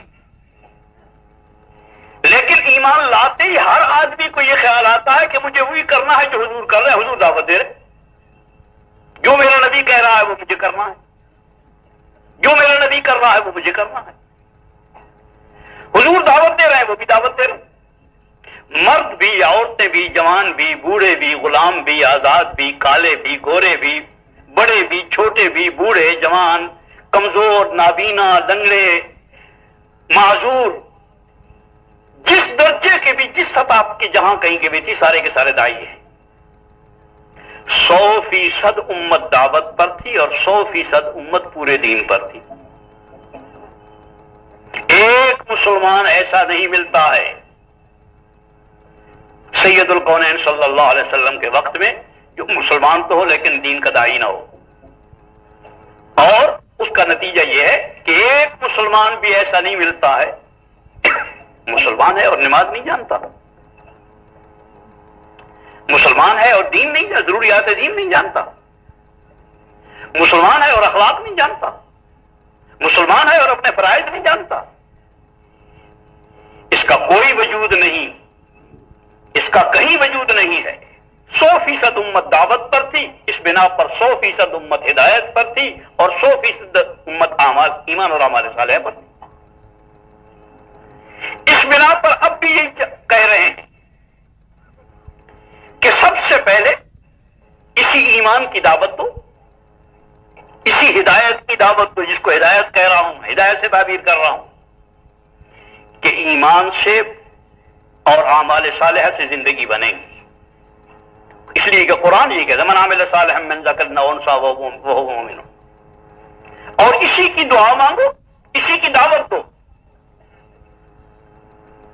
اسی کی دعوت دو اور اسی کی دعا مانگو۔ اللہ جل جلالہ ہدایت نصیب فرمائیں گے۔ جب ہدایت مل جائے گی، یعنی دل کا یقین یہ بن جائے گا کہ ایمان اور اعمال صالح سے زندگی بنتی ہے، تو پھر قاعدے کی بات ہے، جس طرح سے اس وقت میں یہ یقین ہے کہ مال سے زندگی بنے گی، اور مال کے لیے دنیا بھر نہیں ماری ماری پھر رہی، ساری دنیا اٹھنا بیٹھنا، دیکھنا، بولنا، سوچنا، آنا جانا، اور یہاں تک کہ ایک آدمی کہہ رہا تھا کہ مفتی صاحب کاروبار اتنا مشکل ہو گیا کہ خواب بھی اسی کے دیکھنے پڑتے ہیں، خواب بھی اسی کے، سونا اسی کے لیے، جاگنا اسی کے لیے، سفر اسی کے لیے، رونا اسی کے لیے، بولنا اسی کے لیے، یہاں تک کہ جو کچھ پڑھنا وڑھنا ہے وہ بھی اسی کے لیے۔ جی کوئی وظیفہ بتا دو بھائی، کیوں، کیا ہوا، خیر خیریت ہے؟ کہ یہ کاروبار، یعنی وظیفہ بھی قرآن پڑھنا ہے وہ بھی خدا کے لیے نہیں، ذکر کرنا ہے وہ بھی خدا کے لیے نہیں، سب کچھ پیسے کے لیے۔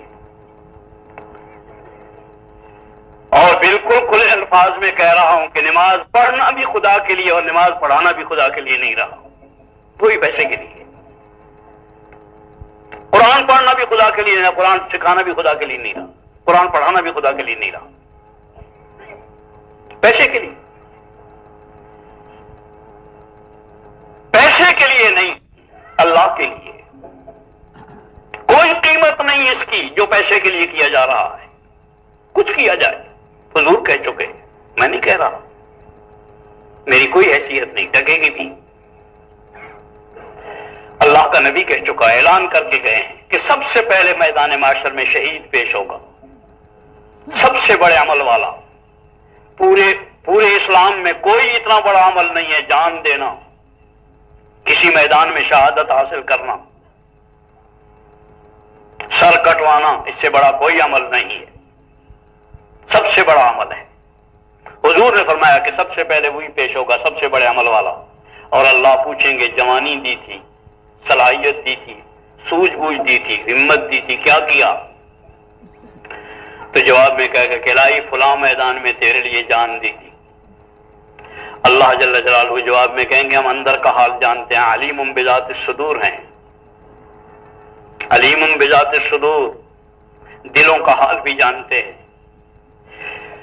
یہ جو کہتا ہے کہ میں نے جان دی تھی، یہ ٹھیک ہے، تو نے فلاں میدان میں جان دی تھی، مگر یہ جو کہتا ہے نا تیرے لیے جان دی تھی، جھوٹ بولتا ہے، میرے لیے نہیں دی تھی۔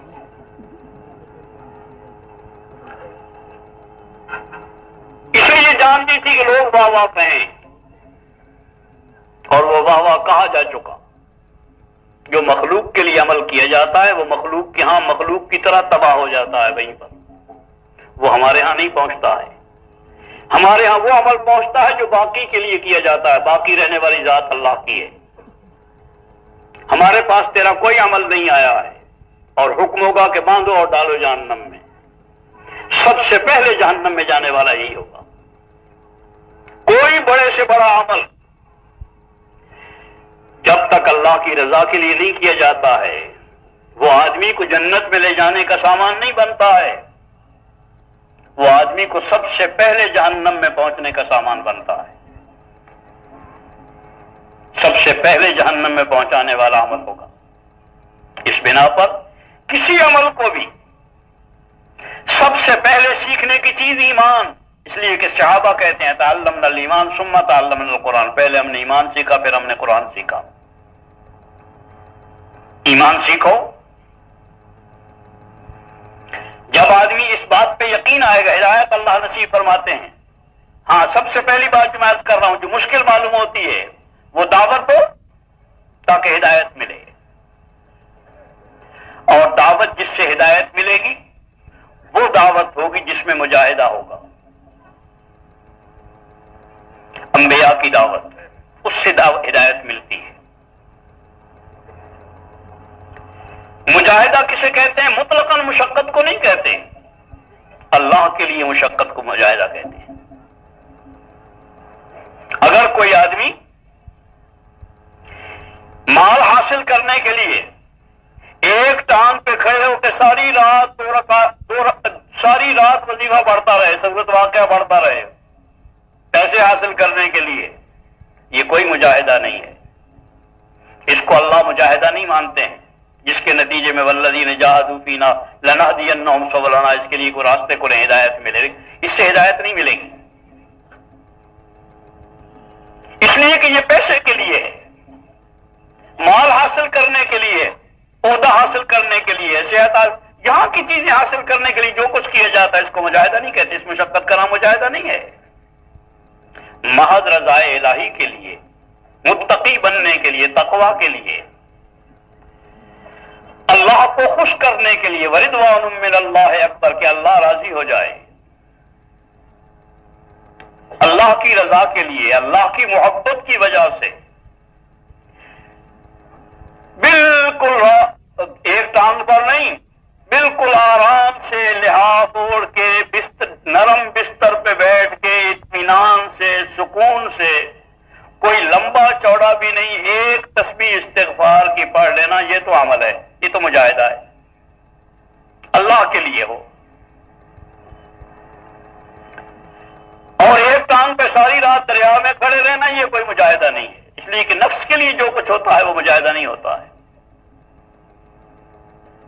رضا الہی کے لیے جو کیا جاتا ہے وہ مجاہدہ کہلاتا ہے، نفس کے خلاف ہوتا ہے۔ تو عرض یہ کر رہا تھا کہ مجاہدہ دعوت ہو، اللہ کے لیے ہو، نام پیدا کرنے کے لیے، کچھ حاصل کرنے کے لیے نہیں، یہاں کے عہدے حاصل کرنے کے لیے نہیں، اپنے ارد گرد مخلوق کو جمع کرنے کے لیے نہیں، پیسے اکٹھے کرنے کے لیے نہیں، نام پیدا کرنے کے لیے نہیں، اشتہاری مجرم بننے کے لیے نہیں، بلکہ محض رضا الہی کے لیے، محض رضا الہی کے لیے دعوت دی جائے، اور ڈرتا رہے کہ کہیں ایسا نہ ہو کہ غلط ہو جاؤں، شروع کروں اللہ کے لیے، ہو جائے غیر اللہ کے لیے، ایسا نہ ہو جائے، ڈرتا رہے، خیال کرتا رہے۔ ہمارے ملک کے ایک مشہور محدث تھے، مرحوم انتقال ہو گیا، اللہ غنی کی رحمت فرمائے، ان کا انتخاب ہوا، اس زمانے میں ضرورت تھی دارالعلوم دیوبند کو مدرسین کی، جو صف اول کے مدرسین ہوں حدیث کے لیے، فنون کے لیے، تو ان کا نام بھی آیا تھا کہ ان کو بلایا جائے درجہ حدیث میں حدیث پڑھانے کے لیے وہاں دارالعلوم دیوبند میں. جب ان سے ذکر کیا گیا کہ آپ کا انتخاب ہو رہا ہے وہاں دیوبند تدریس کے لیے، تو اس وقت میں وہ خاموش ہو گئے، کوئی جواب نہیں دیا. پھر کچھ دنوں کے بعد دوبارہ جب پوچھنے کے لیے لوگ گئے کہ اب تو سوچ لیا ہوگا، سب کی رائے ہے کہ آپ کو جانا چاہیے. یہاں کے ممتاز علماء کا بھی متفقہ فیصلہ تھا، وہاں کے ممتاز علماء کا بھی متفقہ فیصلہ تھا کہ ان کو آنا چاہیے، سب کا انتخاب تھا. تو انہوں نے فرمایا کہ میں معذور ہوں، میں نہیں جا سکتا، میرا عذر قبول کر لیا جائے اور کوئی بھی اپنے دل پہ بوجھ نہ لیا جائے. وہاں بھی درخواست کر دی جائے، یہاں بھی درخواست کر دی جائے کہ میں معذور ہوں جانے سے.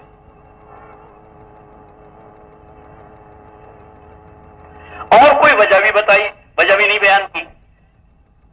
بعد میں اپنے دو خواص ان کے جن کا خصوصی تعلق تھا ان کے ساتھ، انہوں نے پوچھا کہ حضرت ضرورت بھی تھی اور وہ ضرورت بھی ایسی جگہ کی جو ہماری سب سے زیادہ مرکزی جگہ ہے، وہ ضرورت سب سے مقدم تھی، اس کا پورا کرنا. کیا وجہ تھی، آپ کیوں نہیں گئے؟ تو فرمانے لگے کہ میں جو درمیان میں چپ ہو گیا تھا، میں اپنے آپ کو دیکھتا بھالتا رہا، چند روز تک میں اپنے آپ کو دیکھتا بھالتا رہا. میرا نفس اسی جانب جا رہا تھا، جانا چاہتا تھا، اس لیے کہ نفس کی بنیادی خواہش شہرت ہے، سب سے بڑی خواہش شہرت اور نام.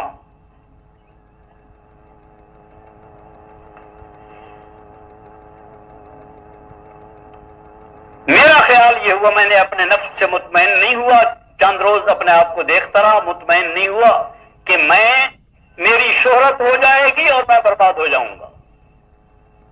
اس بنا پر میں نے انکار کر دیا ہے جانے سے.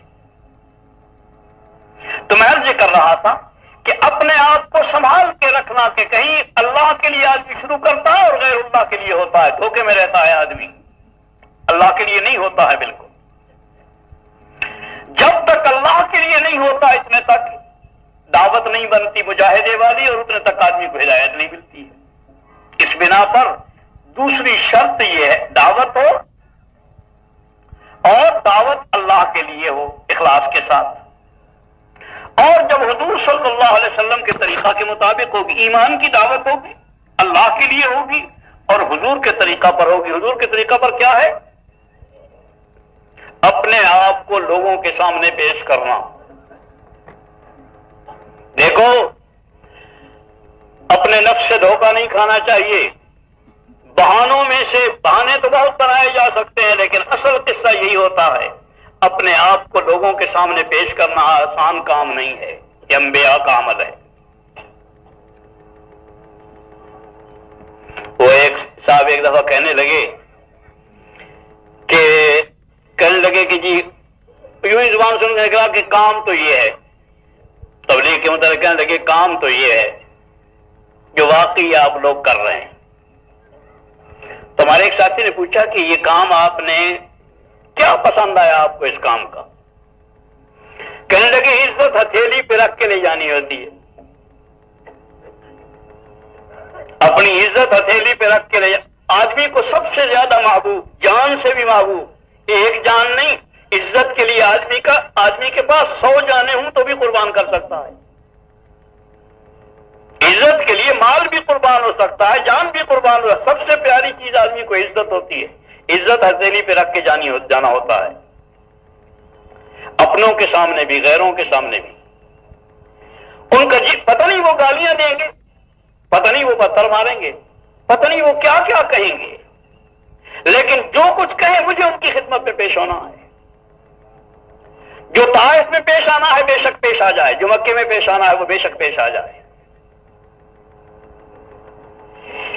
اس طرح سے حضور کے طریقہ کے مطابق اپنے آپ کو لوگوں پر پیش کرنا، ایک ایک پر پیش کرنا، اور پھر ان کی سب کچھ سہنا.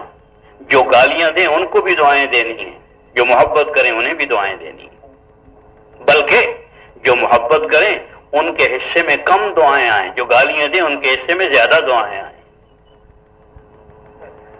ان کے حصے میں زیادہ دعائیں آئیں۔ جو اپنے ہیں جو مان جائیں ان کے ہاں ایک آدھ پھیرا ہی لگا، اور جو نہیں مانتے ان کے ہاں 20 پھیرے۔ ان کی منتیں اور زیادہ، ان کی قدر و منزلت اور زیادہ، ان کے ساتھ اخلاق سے معاملہ اور زیادہ۔ اور جب جائیں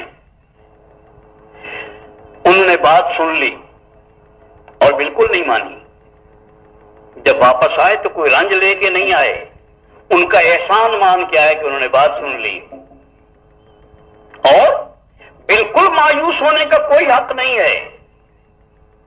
اب نہیں مانے پھر شاید مان لیں، اس لیے کہ ماننا اس کے بس کا نہیں ہے۔ اسے یقین ہے نبی کو کہ ماننا اس کے بس کی بات نہیں، وہ اسی وقت مانے گا جب اللہ کا ارادہ ہوگا، اور جب اللہ کا ارادہ ہوگا اس وقت مان جائے گا۔ مجھے اپنی محنت کرنی ہے، اس لیے مایوسی کا کوئی سوال نہیں، ناکامی کا کوئی سوال نہیں ہے۔ مجھے خدائی نہیں کرنی ہے کہ میں آیا اور نہیں مانی۔ وہ اپنے آپ کو کچھ نہیں سمجھتا، میں کون ہوں؟ میں کچھ نہیں ہوں، جو کچھ ہے اللہ ہے، میری کوئی حیثیت نہیں ہے۔ اپنے آپ کو بے حیثیت بنا کے دوسروں کو حیثیتیں دیتے ہوئے، ان کی عزتیں کرتے ہوئے، ان کا احترام کرتے ہوئے، کسی کی غیبت نہیں، کسی پر بہتان نہیں، کسی پر تنقید نہیں، کسی کی تنقید نہیں، سب کی عزت، سب کا احترام۔ انسان ہے، میرے اللہ کی مخلوق ہے، سارے کائنات سے افضل مخلوق ہے، میرے اللہ کے بندے ہیں، میرے اللہ کی بنائی ہوئی چیز ہے۔ جسے اللہ سے محبت ہوتی ہے اسے اللہ کی بنائی ہوئی ہر چیز سے محبت ہوتی ہے۔ جب کسی سے محبت ہوتی ہے اس کی ہر چیز اچھی لگتی ہے۔ محبت کرتے ہوئے، پیار کرتے ہوئے، گالیاں دینے والوں سے بھی پیار، اور مسلسل، کسی ایک وقت نہیں، مسلسل۔ یہ ہے نبی سے میل کھاتی ہوئی دعوت، جس کے نتیجے میں آدمی کو اللہ ہدایت نصیب فرماتے ہیں۔ اور جب ہدایت مل جاتی ہے یقین آ جاتا ہے اسی بات۔ اور یہ کب ملتی ہے ہدایت؟ جب آدمی اسی بات کو کہتا رہے، ایمان کی دعوت کو اسی کو کہتا رہے، محلے میں بھی اسی کو کہے، مسجد میں بھی اسی کو کہے، گھر میں بھی اسی کو کہے، بچوں میں بھی یہی کہے، بیوی کو بھی یہی کہے، بھائیوں کو بھی یہی دعوت دیتا رہے، اسی کو کہے، اسی کو سنے، اسی کو سوچے۔ اللہ سے ہوتا ہے، نبی کے اعمال سے ہوتا ہے۔ اتنا کہتا چلا جائے، اتنا کہے کہ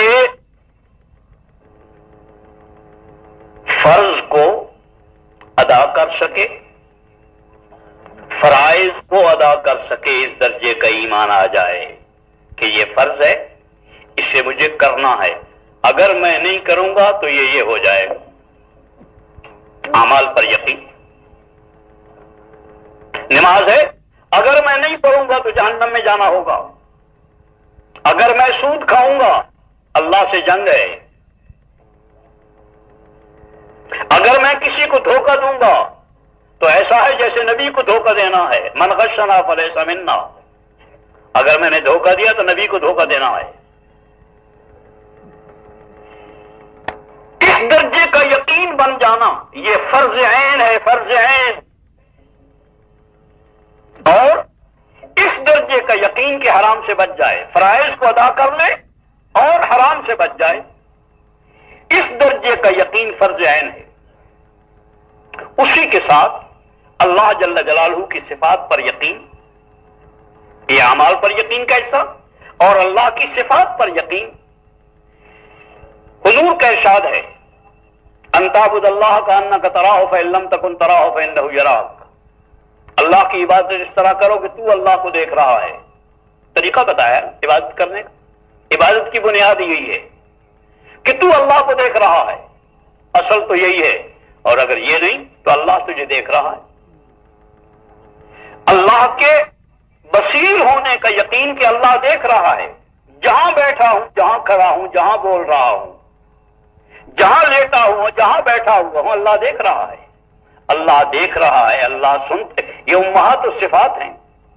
اللہ کی صفات آمنت باللہ کما هو باسمائہ و صفاتہ، یہ فرض عین کا درجہ ہے.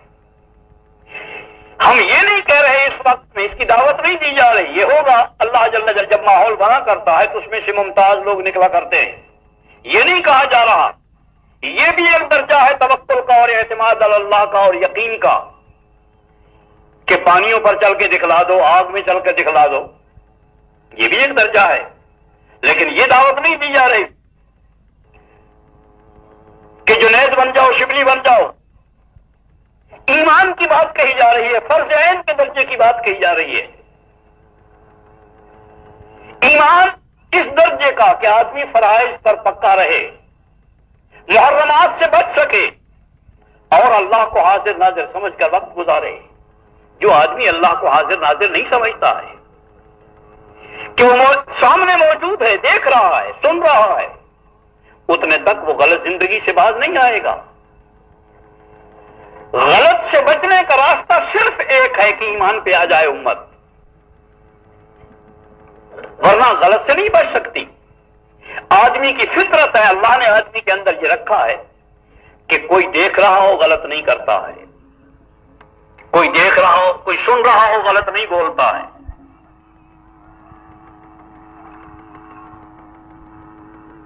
جب آدمی کو یقین ہو کہ اللہ دیکھ رہا ہے، غلط کیسے کرتا ہے؟ یہ بچاؤ کا سامان ہے. غلطیوں سے، معصیت سے نہیں بچا سکتے ہیں، کہیں کے نہیں بچا رہے. بڑے سے بڑے انتظامات دنیا نے کر کے دیکھ لیے ہیں، لیکن کہیں معصیت سے بچنے کی شکل نہیں پیدا ہو سکی. اور صرف راستہ ایک ہے جو محمد الرسول اللہ صلی اللہ علیہ وسلم لے کر آئے ہیں، ایمان کا راستہ. معصیت سے بچنے کا صرف وہی راستہ ہے. اس بنا پر ایمان کی دعوت دے، اور اتنی دعوت دے کہ اللہ ایمان اور اعمال صالحہ پر یقین نصیب فرما دے، اور اس درجے کا یقین کے فرائض سے کو کرنے لگے، معصیت سے بچنے لگے، اور اللہ کی عبادت کرے، حکم الہی کے مطابق زندگی گزارے، اور ہر وقت میں یہ خیال رہے کہ اللہ دیکھ رہا ہے، اللہ سن رہا ہے، اللہ جانتا ہے. یہ فرض کے درجے کا ایمان ہے. جب یہ ایمان آ جاتا ہے تو آدمی کے لیے بقدر ایمان اخلاص آیا کرتا ہے. جتنا ایمان آتا ہے اتنا اخلاص بھی آ جاتا ہے. اخلاص بھی اس کے ساتھ آئے گا، اور اسی کے ساتھ ساتھ سید الکونین صلی اللہ علیہ وسلم کا لایا ہوا علم فرض کے درجے کا. یہ نہیں کہا جا رہا ہے کہ ساری دنیا کو علامے بنا دو، ساری دنیا کو ساری دنیا سے نکال کے کسی مدرسے میں داخل کر لو، اور پھر ان کو جو ہے پہلے علامے بنا لو اور اس کے بعد جنید اور شبلی بنا لو. بالکل نہیں، اس بات کی نہیں بات کہی جا رہی. صرف یہ بات کہی جا رہی ہے کہ فرائض پہ لاؤ امت کو. فرض کے درجے کا علم سیکھے امت، جس کو قرآن حضور نے فرمایا کہ طلب العلم فریضۃ علی کل مسلم و مسلمہ. ہر مسلمان مرد عورت کی ذمہ طلب علم فرض ہے. وہ کون سا علم ہے؟ فرائض کا علم، محرم حرام کا علم. یہ حرام ہے، یہ حلال ہے، یہ فرض ہے، یہ واجب ہے، یہ سنت ہے، یہ مستحب ہے. جو کچھ مجھے زندگی میں کرنا پڑتا ہے اس میں حضور کا طریقہ کیا ہے، یہ سیکھنا تو فرض عین کا درجہ ہے. اسے کون کہتا ہے کہ یہ مستحب بات ہے؟ ان فرائض کو سب سے پہلے سیکھا جائے، اور جب امت ان فرائض پہ آ جاتی ہے جو سب کے فرائض ہیں، ایمان سب کے ذمے، دعوت سب کے ذمے، اخلاص سب کے ذمے ہے، اخلاص کا سیکھنا سب کے ذمے ہے، اور ضروریات دین کا سیکھنا سب کے ذمے فرض ہے.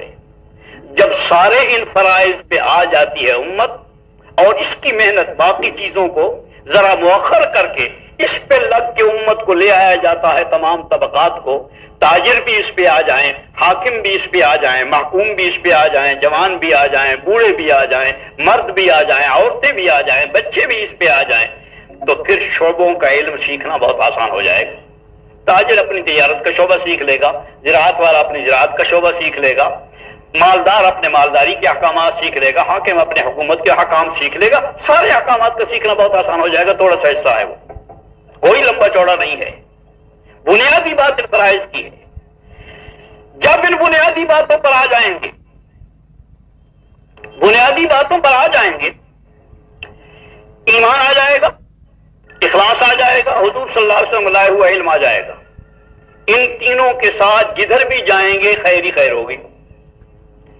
ایمان سیکھ لیا، اخلاص سیکھ لیا اور حضور کا لایا ہوا علم سیکھ لیا، اب یہ آدمی ان تینوں کو ساتھ لے کر اگر تجارت میں چلا جاتا ہے اور تجارت کرتا ہے ایمان کے ساتھ، اخلاص کے ساتھ، حضور کے طریقہ کے مطابق، تو یہ تجارت بلا شبہ عبادت کی چیز ہے، دین کی چیز ہے، ثواب کی چیز ہے، اس پر اجر ملے گا۔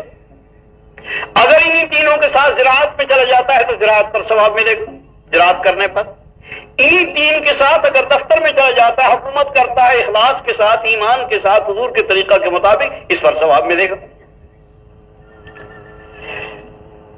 اور اس کے ساتھ ہی یہ بات عرض کر دوں، اس میں کوئی شبہ نہیں ہے کہ اب یہ آدمی جتنے ہیں، یہ زراعت والے، یہ تجارت والے، یہ صحیح کام کر رہے، بہت اچھا کام کر رہے ہیں، لیکن ان سارے کاموں کے باوجود جو زراعت احکام الہی کے مطابق کی جا رہی ہے، جو تجارت احکام الہی کے مطابق کی جا رہی ہے، جو حکومت احکام الہی کے مطابق کی جا رہی ہے، ان سب کو چھوڑ کر پھر دعوت والے عمل کے لیے نکل کے آنا پڑے گا، اعلاء کلمت اللہ کے لیے باہر۔ اس لیے کہ یہ مسجد والے اعمال جو ہیں، دعوت کا عمل، تعلیم کا عمل اور ایمان سیکھنے کا عمل اور اس کو عالم میں پھیلانے کا عمل، اس کو عالم میں پھیلانے کا عمل، یہ اتنا مقدم ہے کہ 100% صحیح تجارت کرنے والے، 100% صحیح زراعت کرنے والے، 100% مزدوریاں کرنے والے، 100% اپنے گھروں کی زندگی حضور کی ترتیب پر چلانے والے، مدینے کے رہنے والے، مسجد نبوی کے نماز پڑھنے والے اور مسجد نبوی میں حضور کے پیچھے نماز پڑھنے والے، اگر وہ بھی اجتماعی عمل کے لیے باہر نہیں نکلے ہیں تو ان سب کے ساتھ بائیکاٹ کا فیصلہ کیا گیا ہے یا نہیں کیا گیا ہے؟ ہماری نماز سے بھی ان کی تجارت افضل تھی، اور وہ مدینے کے رہنے والے تھے اور وہ بدری تھے، لیکن جب اجتماعی عمل کا وقت آیا تو ان کو بھی نکلنا چاہیے تھا، لیکن نہیں اور یہ بھی عرض کر دوں کہ یہ نہ نکلنے والے نہیں تھے، باقی نکلنے والے تھے۔ قرآن کی شہادت سے قسم اٹھا کے کہا جا سکتا ہے کہ یہ نکلنے والے تھے، ان کا ارادہ نکلنے کا تھا، بس اتنا ہوا ابھی جاتے ہیں اسی میں رہے۔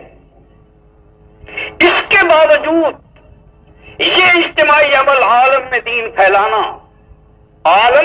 پھیلانا، پوری امت کی خبر لینا اور اس کے لیے قربانیاں کرنا، یہ اتنا عظیم عمل ہے کہ اس کے لیے تمام اعمال کو قربان کرنا پڑتا ہے۔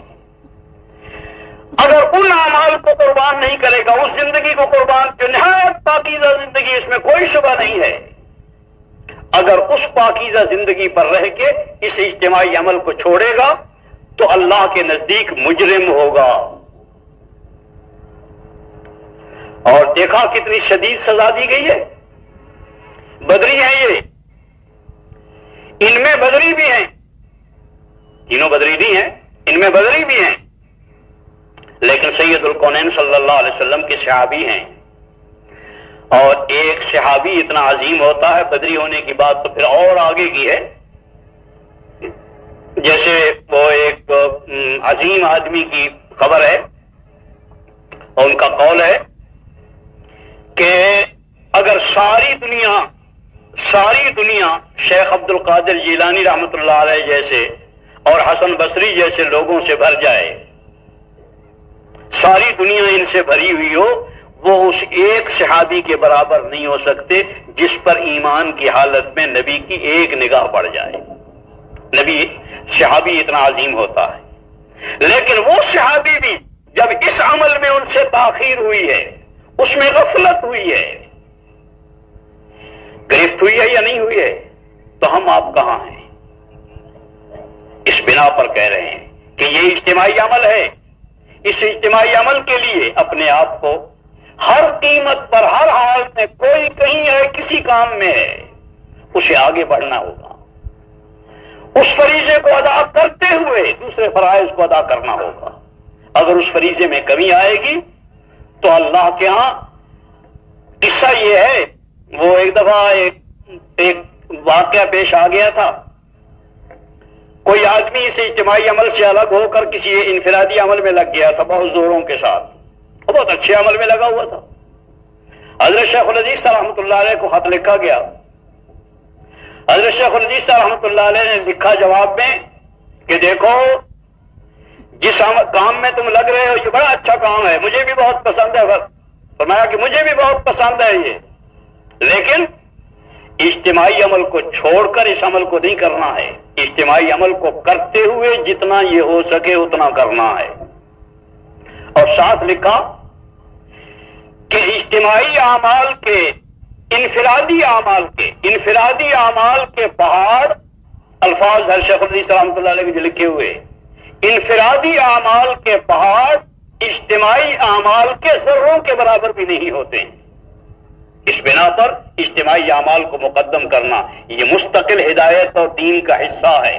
جب ہدایت نہیں رہتی تو آدمی کو اللہم فاللہم کی تمیز باقی نہیں رہتی ہے کہ کیا اہم ہے، کس کام کے لیے، کس عمل کے لیے کس عمل کو چھوڑنا ہے، کس عمل کو مقدم کرنا ہے، کس کو مؤخر کرنا ہے، کس کو زیادہ کرنا ہے، کس کو کم کرنا ہے۔ اس کا امتیاز اور اس کی بصیرت اسی کو ملتی ہے جسے اللہ جل جلالہ ہدایت نصیب فرماتے ہیں کہ اس عمل کو اس وقت میں یہ پہلے کرنا ہے، یہ پہلے کرنا ہے، یہ ایک مستقل حصہ ہے دین کا۔ اور نہایت تفقع کے ساتھ اللہ جل جلالہ جب تفقع فی الدین نصیب فرماتے ہیں تو اس وقت آدمی کو شعور ہوتا ہے کہ یہ کام کیسے کس کام کو کس کام کے لیے چھوڑنا ہے، کس کام کو کس کام کے لیے کم کرنا ہے، کس کام کو پہلے کرنا ہے، کس کو بعد میں کرنا ہے، کس کو اب کرنا ہے، کس کو بعد میں کرنا ہے۔ یہ ساری کی ساری ترتیبیں اس وقت اللہ جل جلالہ والذین جاہدوا فینا لنہدینہم سبلنا، جب اللہ کے راستے میں آدمی محنتیں اور قربانیاں کیا کرتا ہے تو اللہ جل جلالہ رہنمائیاں فرمایا کرتا ہے۔ اس کے باوجود بھی، سارے تفقع کے باوجود، ساری سوجھ بوجھ کے باوجود اس موقع پر استغفار بھی ساتھ ساتھ کرتے رہنا ہوگا کہ الہی جو کمی کسی جانب میں آ گئی ہے وہ معاف فرما دے، جو کمی کسی جانب میں آ گئی ہے معاف فرما دے۔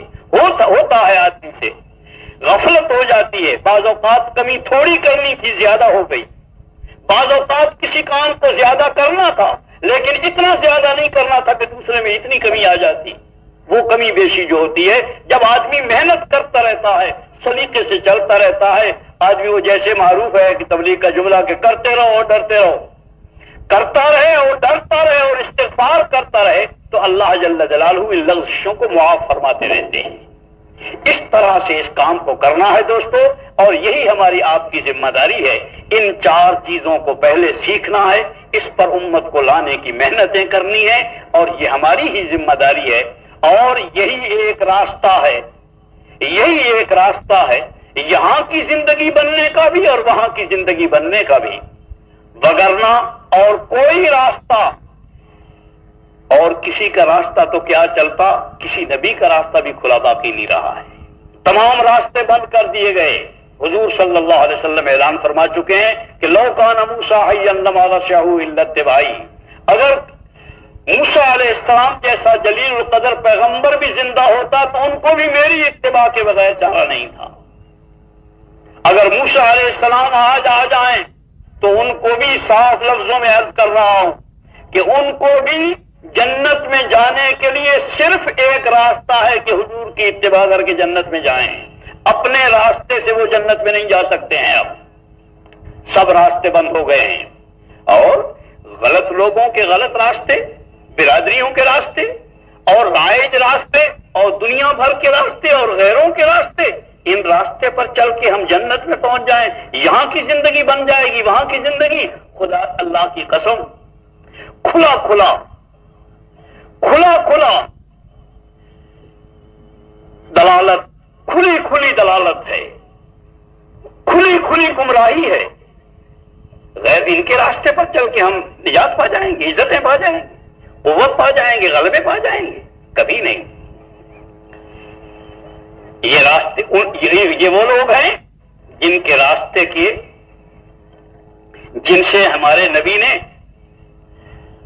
آخری بات میرے نزدیک ہوئی ہے جو حضور صلی اللہ علیہ وسلم نے مدینہ طیبہ میں بتائی. حضور تشریف لائے مدینہ طیبہ اور آ کے معلوم ہوا، لوگوں نے بتایا محرم کا مہینہ تھا، حضور نے روزہ رکھا 10ویں تاریخ کا. صحابہ نے عرض کی کہ یا رسول اللہ یہودی بھی 10ویں تاریخ کا روزہ رکھتے ہیں، اس لیے کہ 10ویں محرم کا روزہ جو ہے وہ اس محرم کے اس واقعے کے ساتھ کوئی تعلق نہیں، کربلا کے واقعے کے ساتھ. یہ محرم کا روزہ جو ہے یہ فرعون غرق ہوا تھا 10ویں محرم کو. اللہ جل جلالہ موسیٰ علیہ السلام کو عزتیں اور فتح نصیب فرمائی. وَأَغْرَقْنَا آلَ فِرْعَوْنَ وَأَنْتُمْ تَنظُرُونَ. یہ اس خوشی میں تھا اللہ جل جلالہ کی ایک کرم ہوا تھا، تو اس کرم کی بنیاد پر شکریہ کے طور پر اس وقت سے روزہ چلا رہا ہے. حضور صلی اللہ علیہ وسلم بھی 10ویں تاریخ کا روزہ رکھا کرتے تھے کہ موسیٰ علیہ السلام کی خوشی کا موقع ہے تو موسیٰ علیہ السلام کے ساتھ ہم زیادہ مستحق ہیں خوشی کرنے کی. جب یہ معلوم ہوا کہ یہودی بھی رکھتے ہیں روزہ 10ویں تاریخ کا، تو حضور صلی اللہ علیہ وسلم کو بتایا کہ یا رسول اللہ یہودی بھی، چونکہ مدینے میں آئے یہودی یہاں موجود تھے، وہاں پہ یہودی تھے نہیں، مشرکین تھے وہاں مکے میں، کہ یہ بھی روزہ رکھتے ہیں. تو حضور نے فرمایا کہ اگر میں آئندہ سال زندہ رہا تو 9ویں تاریخ کا بھی روزہ رکھوں گا، یعنی روزہ رکھنے میں بھی یہود کے ساتھ مشابہت نہ ہو. کسی چیز میں ان قوموں کے ساتھ، یہودیوں کے ساتھ، نصرانیوں کے ساتھ، اللہ کے دشمن، اللہ کے رسول کے دشمن، ان کے ساتھ مشابہت، ان کے پیچھے لگ کے نجات کے راستے، اس سے زیادہ اور احمقانہ تجویز کیا ہو سکتی ہے؟ اس بنا پر کسی اور راستے پر چل کر نہیں، صرف محمد الرسول اللہ صلی اللہ علیہ وسلم کے راستے پر پوری زندگی میں. اس لیے کہ حضور صرف نماز کے امام نہیں ہیں، نماز بھی حضور کی طرح سے اور زندگی بھی حضور کی طرح سے، کھانا بھی، پینا بھی، پہننا بھی، کمانا بھی. بدقسمتی کہ نہ تو کمانے سے پہلے کے احکامات خدا کے باقی رہے، نہ کمانے کے وقت کے احکامات باقی رہے، نہ کمانے کے بعد خرچ کرنے کے خدا کے احکامات باقی رہے، نہ عبادات میں خدا کے احکامات باقی رہے، نہ معاملات میں خدا کے احکامات باقی رہے، نہ اخلاق میں باقی رہے، نہ معاشرت میں باقی رہے. اور پھر کہا یہی جاتا ہے کہ جی ہم یہ ہیں، ہم یہ ہیں، ہم یہ ہیں. اس بنا پر دوستو اس طرح سے نہیں کام بنے گا، بلکہ مسلم جس کو کہتے ہیں نا ماننے والا، اللہ کی ماننے والے بنے. اور ماننے والا بننے کی شکل وہی ہے، دعوت پہ آئیں، دعوت پہ آئیں اور حضور کی دعوت پہ آئیں، قربانیوں کے ساتھ آئیں اور اس دعوت کو مسلسل اس پر کچھ وقت لگائیں تاکہ اللہ یقین نصیب فرما دے. یقین کے بعد اعمال وجود میں آئیں. جب اعمال وجود میں آئیں گے انشاءاللہ بقیہ ساری چیزیں دین پہ آئیں گی، اور جب بقیہ ساری چیزیں دین پہ آ جائیں گی تو اللہ وہ پاکیزہ زندگی، الفت اور محبت والی، عزت اور الفت والی، آپس میں جوڑ والی، مخلوق کے ساتھ بھی جوڑ ہوگا، خالق کے ساتھ بھی جوڑ ہوگا. جب ایسی زندگی آئے گی تو یہ زندگی ایسی پیاری ہے، واقعی اسلام کی زندگی، معاشرت بھی حضور کی زندگی پر آ جائے تو یہ زندگی اتنی محبوب ہے کہ دنیا ساری زندگیوں سے تنگ آ چکی ہے. اس زندگی کو سیکھنے کے لیے اللہ جل جلالہ کرم فرمائیں گے، اور وہ لوگ تمہارے دروازوں پر اس زندگی کو سیکھنے کے لیے آئیں گے جن کے راستے پر آنے کی تم توقع بھی اس وقت میں نہیں باندھ سکتے ہو. وہ زندگیاں تم سے سیکھنے کے لیے آئیں گے بشرطے کہ یہ زندگی صحیح معنوں میں وجود میں آ جائے، ایمان کے اعتبار سے بھی، اعمال کے اعتبار سے بھی، اخلاق کے اعتبار سے بھی، اخلاص کے اعتبار سے بھی، معاملات کے اعتبار سے بھی اور معاشرت کے اعتبار سے بھی. اس بنا پر اس پاکیزہ زندگی کو حاصل کرنے کے لیے اور وجود میں لانے کے لیے دوستو ہم سب کی ذمہ داری ہے، ہمت اور یہ کام ہوگا قربانیوں کے ساتھ. خدا کا شکر ہے کہ اللہ جل جلالہ نے کرم فرمایا ہے. اب ہزاروں آدمی مہینوں کے لیے، سالوں کے لیے اللہ کا احسان ہے کہ قربانیاں کرنے لگے ہیں، اور اللہ جل جلالہ کا کرم ہے کہ قربانیوں کی مقدار تو ابھی کم ہے مگر اللہ کا کرم بہت زیادہ ہے. اور اللہ کا احسان ہے کہ زندگیوں میں ابتدائی درجے کی تبدیلیاں بھی آ رہی.